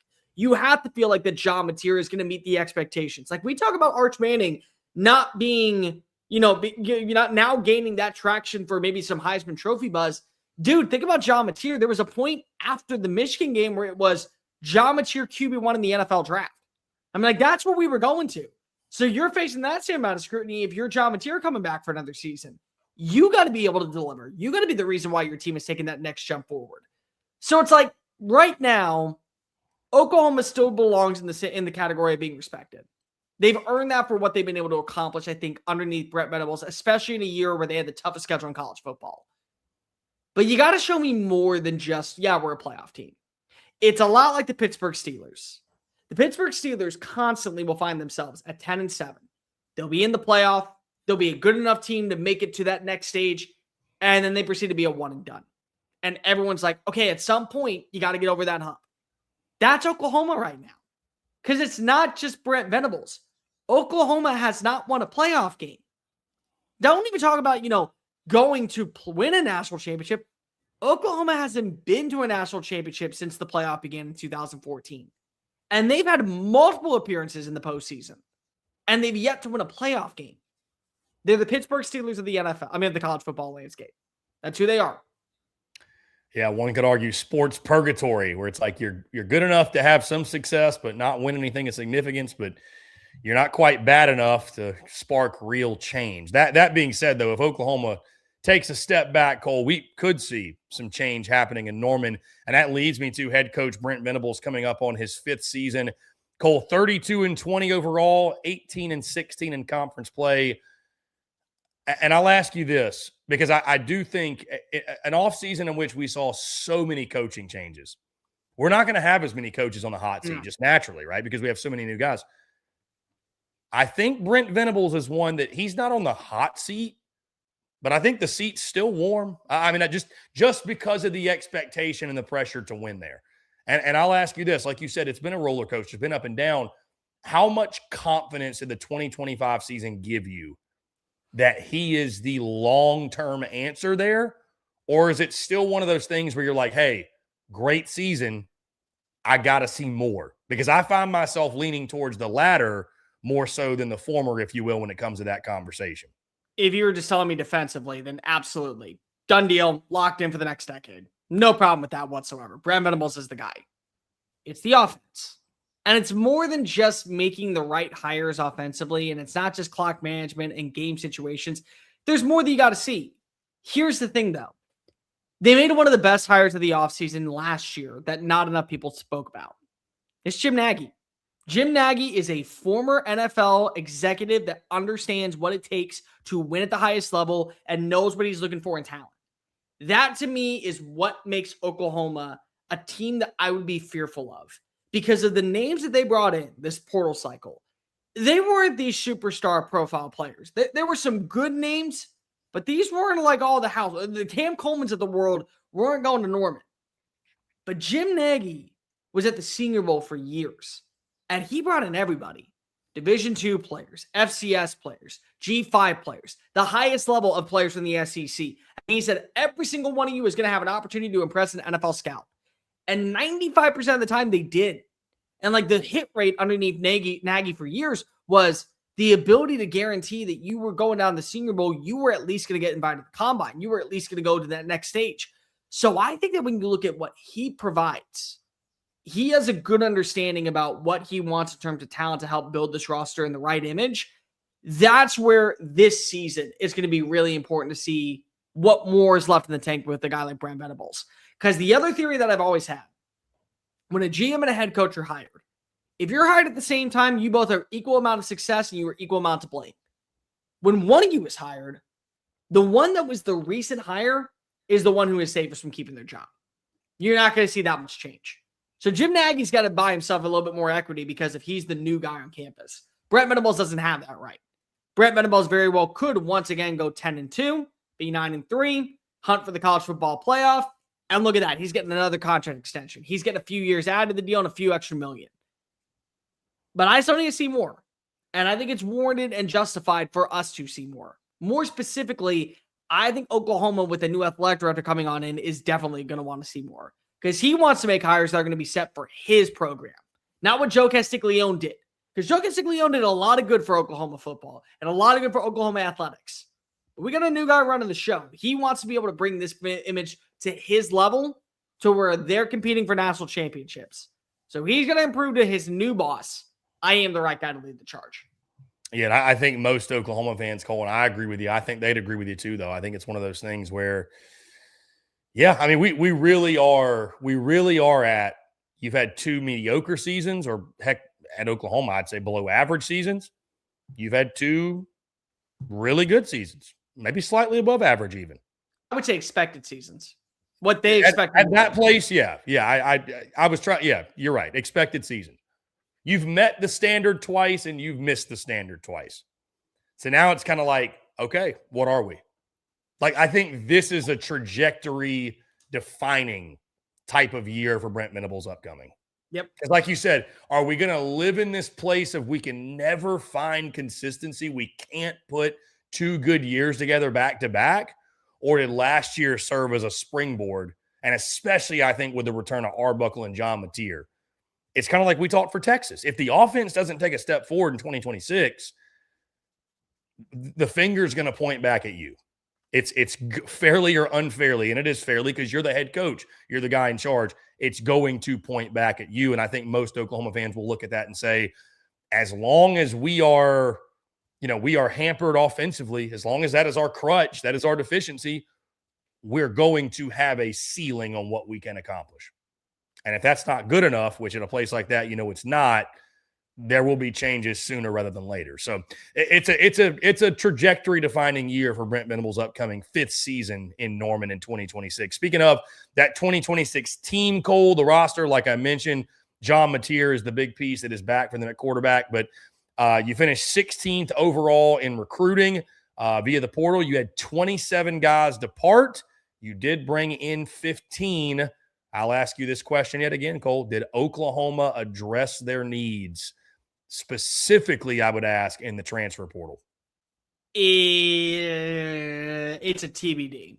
What I will say is I really, really do like some of the additions they brought in at wide receiver. Parker Livingston is the name that everyone wants to talk about. And I get it. This is the kid that's crossing enemy lines, is now going to Boomer Sooner after saying hook over years. I get that. I'm going to tell you about another kid that you probably need to know about a lot more. Trell Harris comes on in from Virginia. He is awesome. He is a very fun playmaker. He's shifty in space, and he's somebody that you can line up on the outside. There's a lot of things you can do with jet sweep motion. There's a lot of things you can do with the RPO game. There's ways to get him involved with some rushing plays. He will be a trickster that will open up your offense in so many ways for Ben Arbuckle to get creative. He did a great job last season in Virginia's offense. Big reason why Virginia played in the ACC title game was for what he offered on the outside. You're pairing him alongside with Isaiah Satanga. You're bringing on in Hayden Hansen, the tight end from Florida. Rocky Beers, who, by the way, awesome name, number 1. Number 2, awesome blocking tight end for a red zone offense. There's a lot to like about the pieces that are brought in. Very under the radar. Very much an unknown from the natural standpoint of the higher level names, like what you hear about with Byron Brown or what you hear about with Cam Coleman. That doesn't mean they're bad. And honestly, when you fly under the radar like that, it's a really good move. I think the offensive line is going to be really well put together. They're bringing back 4 starters, if I'm not mistaken. I know they're bringing back 3 for sure. I think they're bringing back 4 starters. Both of their interior offensive linemen, one of their tackles. The big question that I have, and again, this is only going to be answered because of what you have returning in the roster, is this run game going to be improved? It has to be.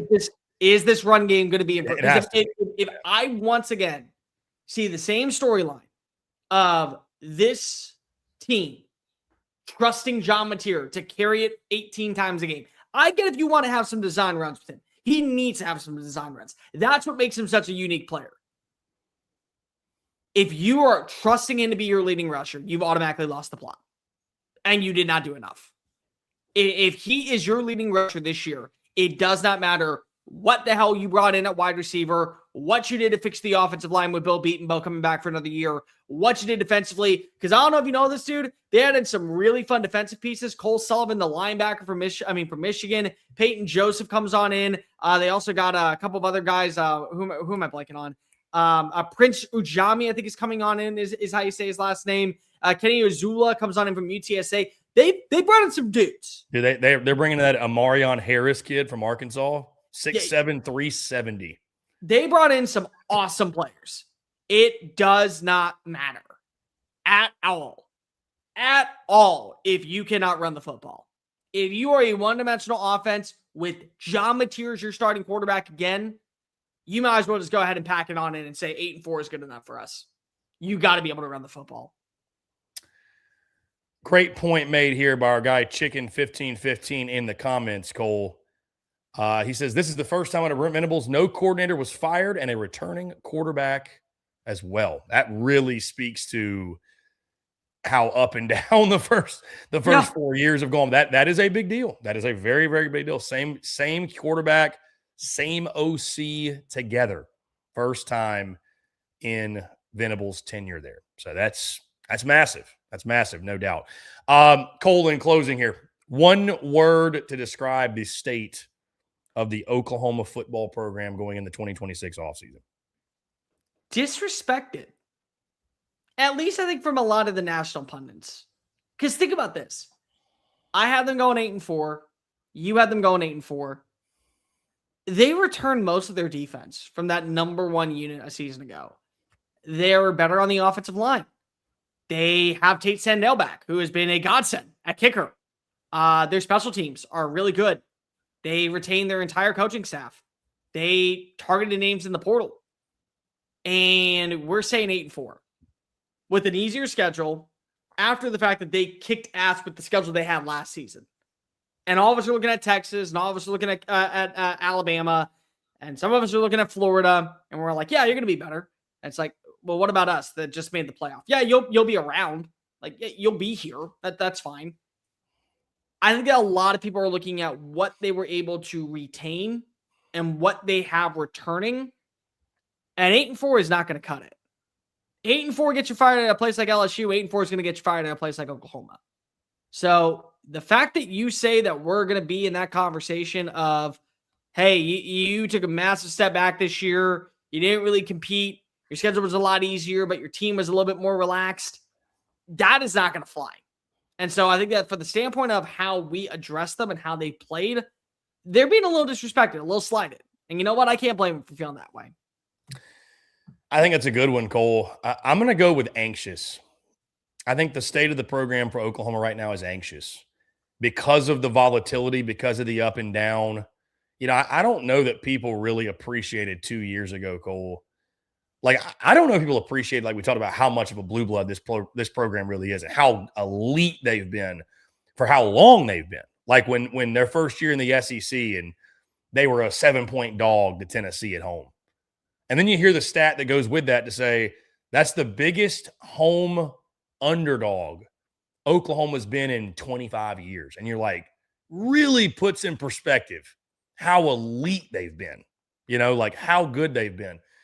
So you're kind of in a place right now where you're unsure and you're anxious. I think you're very anxious about what you are as a program. Yes, you had a good season. You know, you and I both graded. We did our postseason report cards. Neither one of us ventured in the A's because getting to the playoff, you're supposed to at Oklahoma. That's the feeling. You know, if you go to the playoff and go 1-and-done, that wasn't an A season, man. You're supposed to get to the college football playoff. You're supposed to compete for national championships. Oklahoma is one of those programs on the short list of, again, programs that feel like they should be cold. They feel like they should be in the playoff every single year.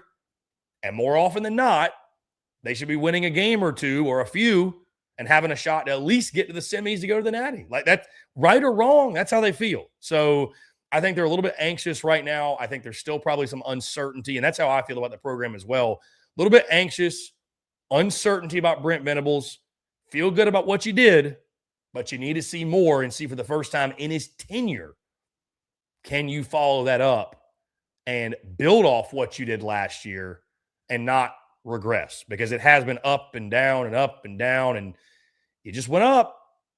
Is a down incoming. I think it's going to be a long offseason in Norman of, and I'm sure Brent Venables racking his brain. How do we avoid that from happening again? Because if it happens again, I do think that's probably going to be the end of his tenure at Oklahoma. Again, obviously it depends on what the record is, the way it looks, but this feels like I mentioned, a trajectory altering year one way or the other for Brent Venables there. So yeah.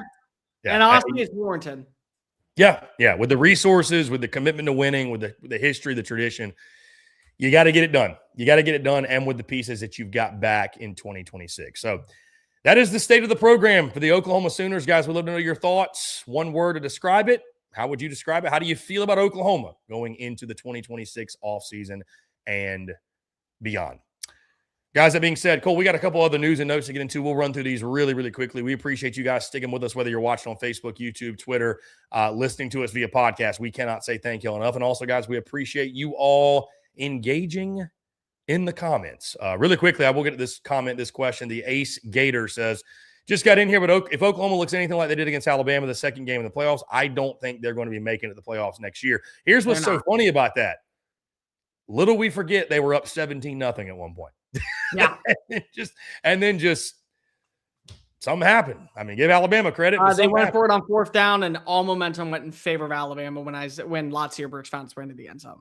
Yeah. That was it. Chicken 1515 says, where did we get worse, Cole? I see us getting better. You didn't get worse. That's the thing, is that you didn't. But yet, I think you can say this. You didn't get worse, but the margins in this league are so small. You don't want to try to navigate another season with the offense and the running game being as bad as it was, because some of those close wins could, like, for example, and I don't have the schedule put up in front of me, but like a game like Alabama and Tuscaloosa where you won, that's a game 9 out of 10 times you lose the way you played in that game. So you need to make improvements, especially offensively, because you played with fire for a lot of the season. And you want to, listen, you went to Knoxville and you won a close game. You won a lot of close games. Give them credit. But I think there's still reason. I mean, that 10-2 season could have very easily been 8-4. Could have easily been 7-5. And then we're having a totally different conversation. So, I mean, think about it. Your defense got you a big pick 6 in Alabama, and that was one of the big deciding factors of the game. Same with the missed field goal. I mean, we're talking about 10 points that easily could have gone in favor of the Crimson Tide if you don't get your hands on the ball and a kick goes through. The game against Tennessee, I mean, you had that big strip sack that gets you to the end zone with R. Mason Thomas. I mean, like, that's a game changer. Like those are things that are real. And some of those players are going to be back. Some of them aren't. You went on, you added some good pieces. But let's just call this as is. You got to see improvements also from John Mateer. Like, you cannot just run it back and say, oh, well, the John Mateer that we saw on the football field this past season is going to be good enough for us when we take on, say, Florida or say Alabama. It's never going to happen. It just isn't. Like, you got to play better when it comes to his position, and you have to. This is a non-negotiable. You have to have somebody that can tote the rock on a consistent basis. If you're running and you rank in the bottom 10, once again, in running the football, you're going to be limited. So, you improved and you didn't get worse in any spot. But when it becomes a mundane, droll, similar offensive approach, that's only going to work so far. That's the only piece of advice I can give you.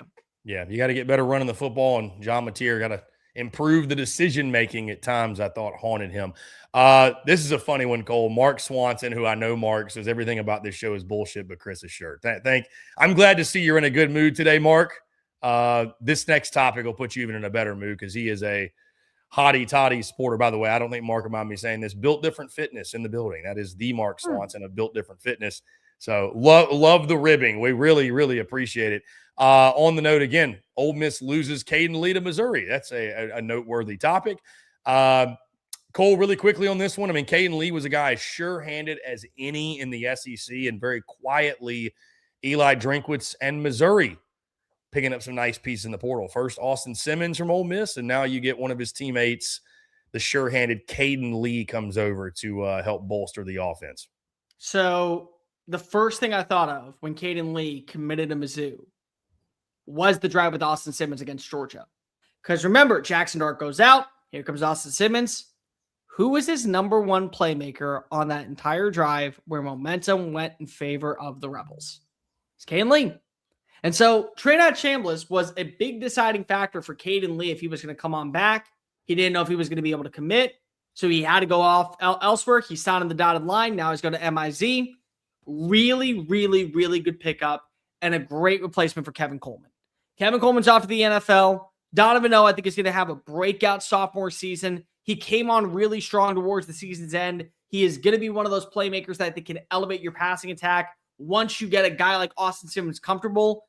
But this just feels like what we had going down in Oxford back when we saw them face off against Georgia, and Austin Simmons was starting to get into his element, and it didn't feel like the moment was too big for him, and he was just wheeling and dealing and just directly pass after pass after pass, constantly being able to feel like that there was something moving there. You're now taking that from Oxford and you're adding it to Como. And once you get that on board, everything else seems to come into line. It's a big win for Austin Simmons because of while he's going to be building a rapport with a lot of the younger players and the other names that are currently on the staff of Mizzou, guess who gets a look at? Caden Lee. Oh, look, he's open. Constant, cool, calm, collected, in my element. Everything is a breeze. You got to feel really confident. This is a good playmaker. It's a great guy in the slot. He's a good route runner. He can win a lot of his one-on-one battles. He doesn't drop many passes. He was a factor in the playoff games. He was a big reason why Ole Miss was able to consistently move the sticks. There was a reason why when he was out, Cost saw some limitations if it wasn't getting the ball to Harrison Wallace. So I really, really do like this for Austin Simmons. Just a security blanket, a guy that you have already built a rapport with, trust factor, so many things that you can just go ahead and take a giant exhale if you're an LSU fan and go, we know Domino is going to be really good. Now we got two players who are going to make this job a lot easier for a guy like Austin Simmons. Yeah, Austin Simmons had to be jumping for joy when this one came through. I think it could be one of the most dynamic connections in the SEC in 2026. And I'm excited to see the revenge tour of Austin Simmons after his injury and Trinidad Chambliss obviously coming in and taking that job in Oxford. Caden Lee should reap major benefits of that, being probably his top target there this upcoming fall. Cole, the final thing here, the college football playoff is officially staying at 12 teams.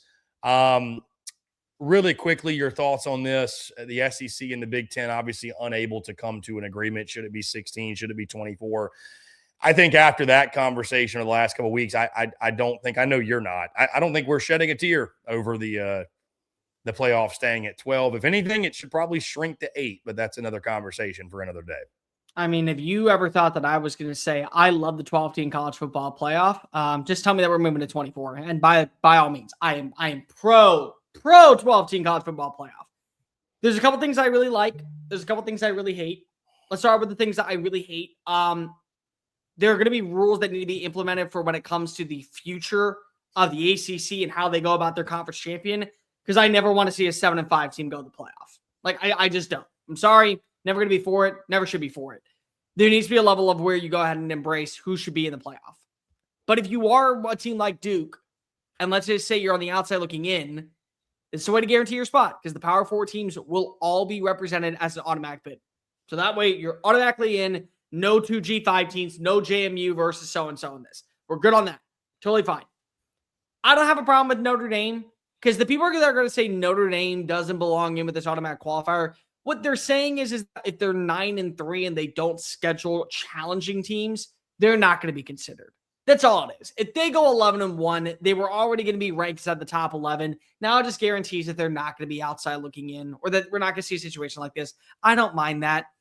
But the biggest thing that I love about this, the playoff committee is saying that the regular season has to matter.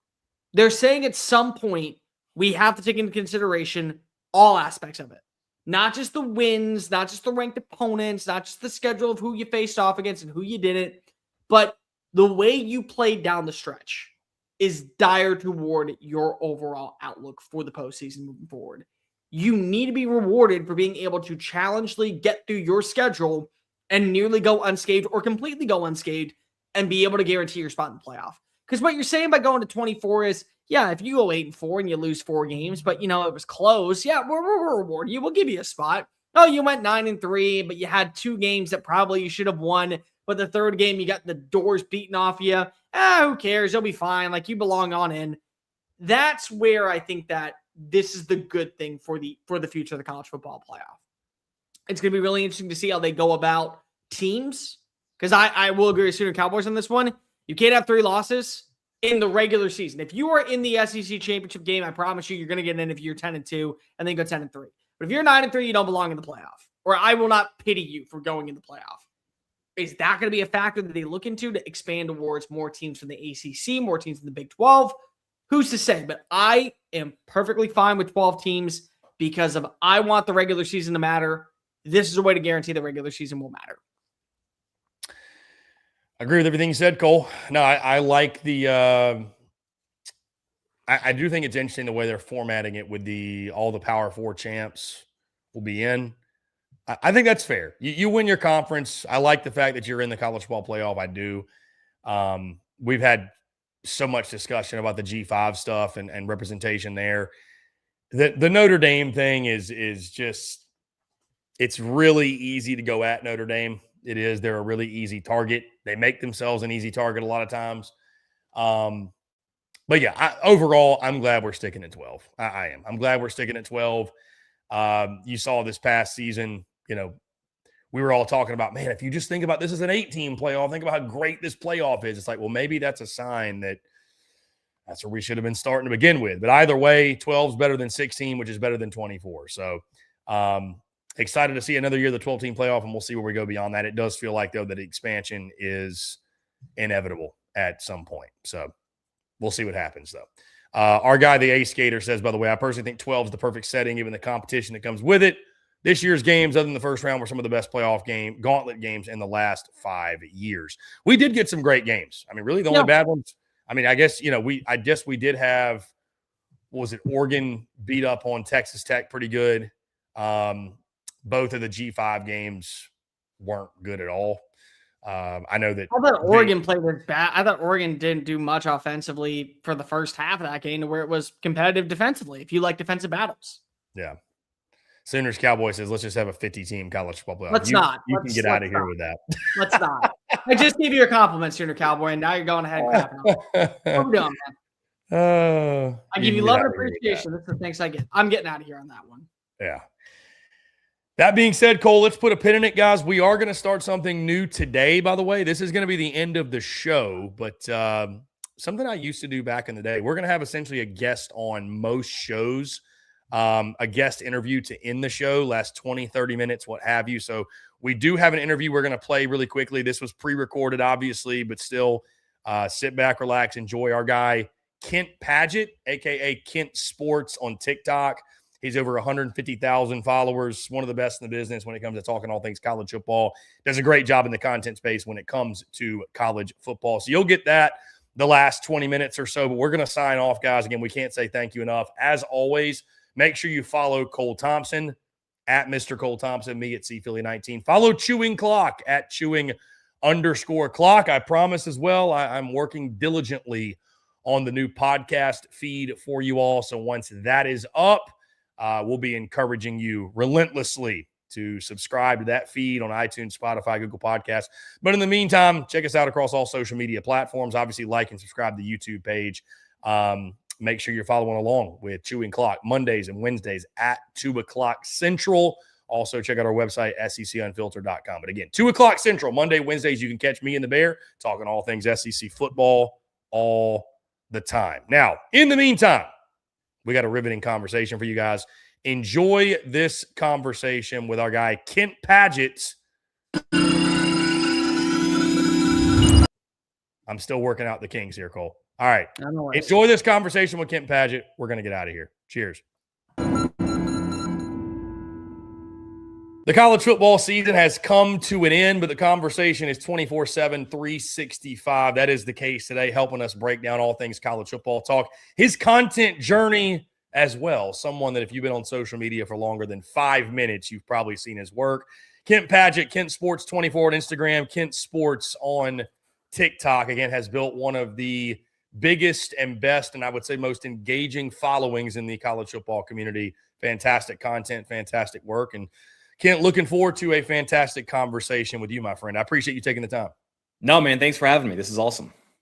For sure. So, again, I want to get into the college football stuff. We're obviously talking the day after the season officially ends, which, again, if you're a college football fan like us, a bit of a sad day, if you will. But you and I were talking just pre-show about your content journey.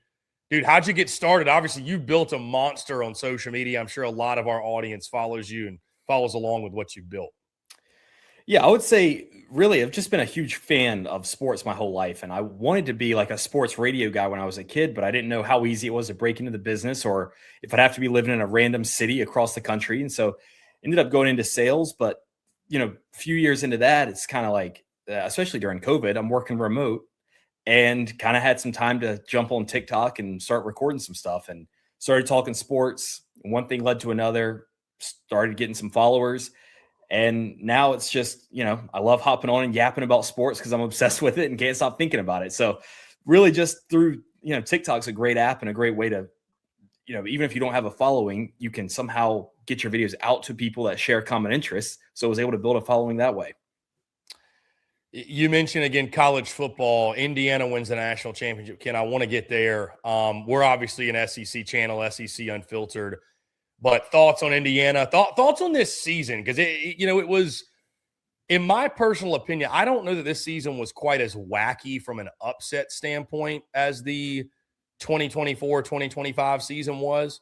But when you think about the way the playoff played out, the matchup that we had, and then obviously Curt Cignetti, the turnaround, Indiana winning it all, it'll go down as one of the most unforgettable seasons in college football history. And certainly, I think that 2-year turnaround, I'll put it this way, man. It's still hard for me to fathom today what Indiana did this season, winning it all, going 16-0. It's insane. Even going back to like their Big Ten championship game, I was even telling people like, take Julian Sayen's future to win the Heisman because Ohio State's going to run him off the field in the Big Ten championship. That'll be the last thing the voters see before they cast their vote. Sayen's going to win the Heisman. So, look, Indiana fans, I'm sorry, I'm the late adopter here, but I just still wasn't buying in until after. It took them rolling through Oregon before I was finally like, oh yeah, like this is the team that's gonna do it. Kent, you talk college football as a whole, not just one conference, but I'm curious your thoughts on the SEC as a whole, where the SEC sits right now. 3 straight national championships now won by the Big Ten. When it comes to conference supremacy in the debate, where do you sit? You get to, again, evaluate and watch both of the fan bases or both of the fans of each conference going at each other's necks. Where do you sit when it comes to the SEC versus Big Ten debate on which conference is better? I would love to pander to your audience and provide some never before heard take and let your audience run with it of why the SEC is supreme right now, but I just can't do it. 3 straight national championships speaks for itself. But what I will say is that I think there's, the SEC fans, Alabama fans specifically, kind of got spoiled with the Nick Saban dominance in that 4-team era. We just have to reprogram our brains that that's probably not coming back, but you got to have national championship representation. If you want to be the best conference in the world, which I think they can get back to that, it's going to be on the programs themselves to take it a step up. And I think that the Cignetti effect is causing more of programs, especially the SEC programs, to act quick if they don't think they have the right guy. We saw 6 SEC coaching changes this season, which I believe was the most they've ever had. They've had more teams come in, but I think that was the most they've had since like World War II. So, obviously Ole Miss didn't want to make a change, but the Cignetti effect has caused these coaches to be on shorter leashes than ever. It's the donors that are writing these big checks and putting pressure on the athletic director. If we got the wrong guy, get him out of here because I'm tired of wasting my money. And I think that you're seeing teams like Auburn and Florida, cut and bait with these coaches if they don't think they're the right guy, which ultimately is going to be the right move for the SEC. There's no longer a thought of let a guy sit in here, have his own guys, do a 4 or 5 year routine, build the program. It's get in here, sell yourself to the donors, get in that portal, and by year 2, you better be winning. And I think the SEC is obviously, these are aggressive teams with aggressive fan bases, and they're seeing the Signetti effect, being like, dude, look what he had an 8-game turnaround in year 1, buddy. Get to work. Yeah, I don't remember the exact title of the movie, Ken, but it reminds me of the scene from, I believe it's the Iron Man movie, where Tony Stark built it in a cave in 3 days. How can we not do it? And he's like, well, I'm not Tony Stark. I mean, I don't know how much of what Indiana did is copy paste, but all of a sudden, like you said, there's coaches in Baton Rouge and Auburn and Gainesville that the pressure just got amplified just a little bit. So, yeah, I don't know. You could almost argue it's a little bit dangerous from that standpoint. Like, I mean, again, Lane Kiffin, I'm already seeing stuff on social media about, so there's some LSU fans saying, hey, only 370 so days till Lane Kiffin's hoisting his first trophy at LSU. And it's like, coaches used to get 3 to 5 years to get it turned around, figured out. But in this portal era, man, it's I mean, either win now or, I mean, really, truly, it's becoming, if you're not winning by year 2, certainly if you're not winning by year 3, like I think the window to win has shrunk from 5 years to 2 to 3 years. Completely agree. And the portal has its pros and cons, but one of the things is everybody expects you to come in and have just a loaded class of seniors. And even, Signetti has done the extreme. Like, I don't think, like you said, it's not copy paste. There's probably not a lot of guys out there that can do exactly what Signetti did with the JMU background and then stepping right into Indiana.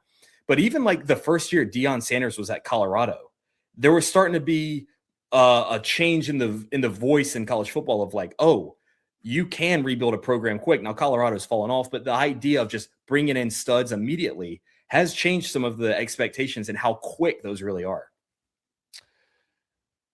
Kent, when you look at the SEC hierarchy, I feel like going into 2026, we're starting to get way too early top 25s, obviously. Do you still view it like most? Georgia, Texas, still the 2 big dogs kind of running the conference? I guess LSU now fighting up there with Lane Kiffin, Alabama with Kalen DeBoer. Is that how you see the hierarchy, or do you feel like there's been a changing of the guard with like what Ole Miss did, or what maybe Bama's starting to fall off with Kalen DeBoer the way they finished the season? How do you view the hierarchy of the SEC going into way too early going into 2026? Yeah, I still think until proven different, those are probably your top 4. Oklahoma's, obviously made the playoffs. John Mateer's returning. They've probably got the best chance to chip away at that top tier. But I think if we are building like a pyramid, it's still, those are the class of the SEC. If nothing else, from a brand perspective, just like if you are seeing a recruiting battle, it's always, blue chip prospect, it's always Bama, Georgia. From the SEC, it's Bama, Georgia, Texas, and now Lane Kiffin at LSU is getting in there. And, LSU going after Lane, I think they saw Ole Miss is moving up to that top tier, and LSU obviously wants to be on that top tier. And the fans certainly feel like they are deserving to be up there, especially after the last quarter century. But I think those are probably still your 4. And Texas is spinning like crazy to make sure they are ahead of everyone else as the only team at the top. Ken, on the content side of things, like I mentioned, you deal with essentially every fan base. What's the one SEC fan base you feel like you catch flack from the most? There's just, listen, like you said, there's a lot of these fan bases are very on edge. Even if if they mean well, they can come off pretty, rough around the edges. Like I said, is there any one in particular you find yourself dealing with more often than others? Yeah, I would say this is me just looking back at the recent history. I got really into the Lane Kiffin coaching drama. And I think everybody on the internet who's a content creator, it's like, that's the biggest story. Mm-hmm. And I'm freaking getting my popcorn ready. I'm like, this is the best story in the sport. This is electric. You got fans throwing their middle fingers up through the fences. His ex-wife boarding the private jet with him. Like, reality shows, Martin Scorsese, they couldn't script anything this good. And I'm kind of supporting it. Like, I like Lane. I think he's entertaining. And Ole Miss fans are passionate. They didn't like that I was kind of supporting Lane or being like, this is awesome. Lane now has his ex-wife boarding the plane with him.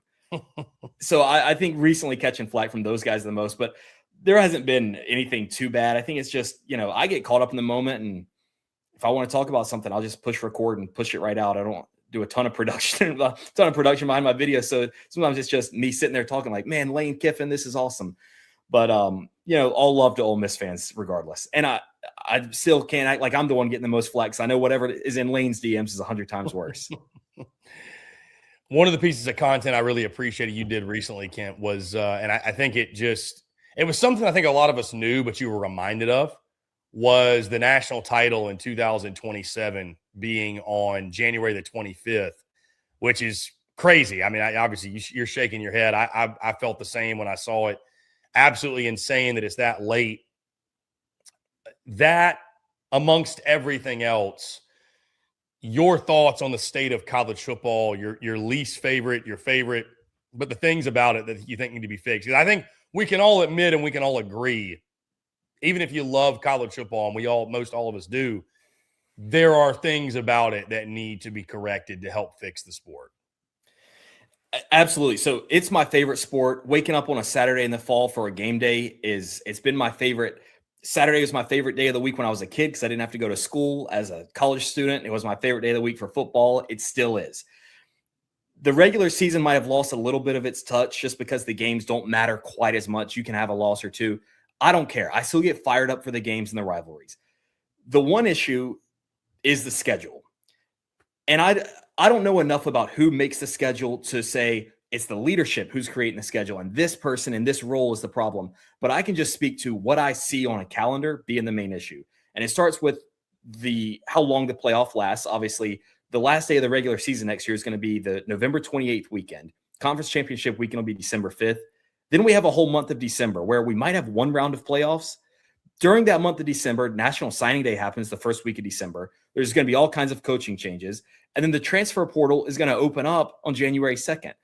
There's 4 rounds of playoffs. You should be playing those on every Saturday in December. And I know people say the NFL reigns supreme still. The NFL's taking Saturdays. Can't just bow down and let the NFL have Saturdays. Saturdays are for college football. They always have been.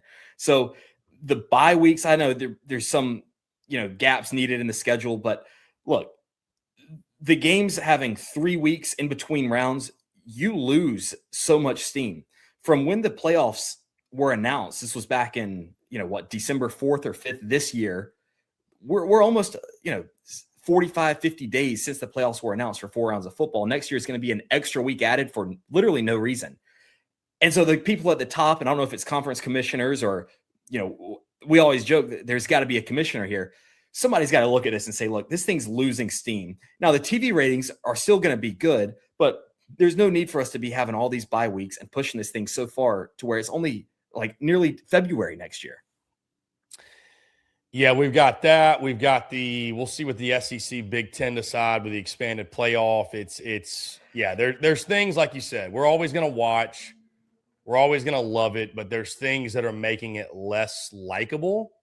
And I don't know how having a national title on January the 25th makes the sport more likable. We'll put it that way, because I do think there is fandom fatigue. And I mean, I was talking to somebody else about this, like, dude, if your favorite team doesn't make a bowl game, your season ends November 28th and the national title's not for another 2 months. I mean, I don't care how big of a college football fan you are.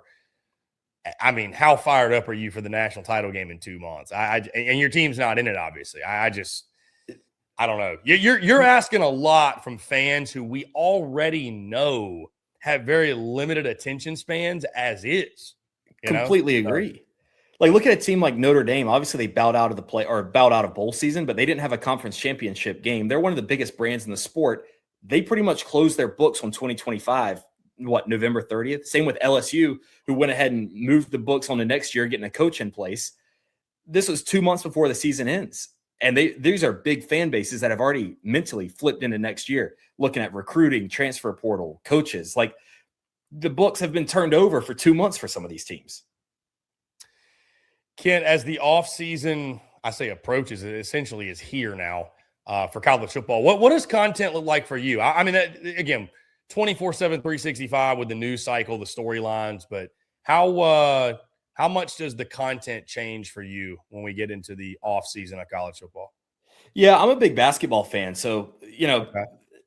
during March, you're going to see a lot of college basketball for me. I mean, I love football and basketball. To me, A1 and 1A, 1B. So a lot more basketball talk gets into it. But like last year, I know we had a spring portal, but like there was the Nico drama with Tennessee. It's like college football really doesn't stop, especially with all the drama they have. So I mix in more basketball talk going in through March Madness and then some NBA playoff stuff through June. But by June, July, it's kind of I don't want to say slow season, but it's like there's not quite as much football in the news, and it's just more preview type stuff for both NFL and college. But the immediate answer, if you guys like college basketball, I'm gonna start diving into that for bracketology. The man never sleeps. Kent Padet, Kent Sports, Kent, really, really fun stuff, man. We definitely need to do this again soon. Let folks know where they can check out all your great work, where they can find you across the socials. Obviously, you are blowing up, doing a fantastic job, my man. Yeah, appreciate that. So it's just my name, Kent, and then sports. It's not a whole lot of creativity behind it. When I made the name, I wish I could have thought of something more clever, but it's just Kent Sports on TikTok, and then on Instagram, there's a 24 on there. I think somebody had taken the name already, but Kent Sports 24 on Instagram, Kent Sports on TikTok. Kent, appreciate you taking the time, man. Let's definitely do it again soon. Anytime, man. Just let me know. Appreciate it.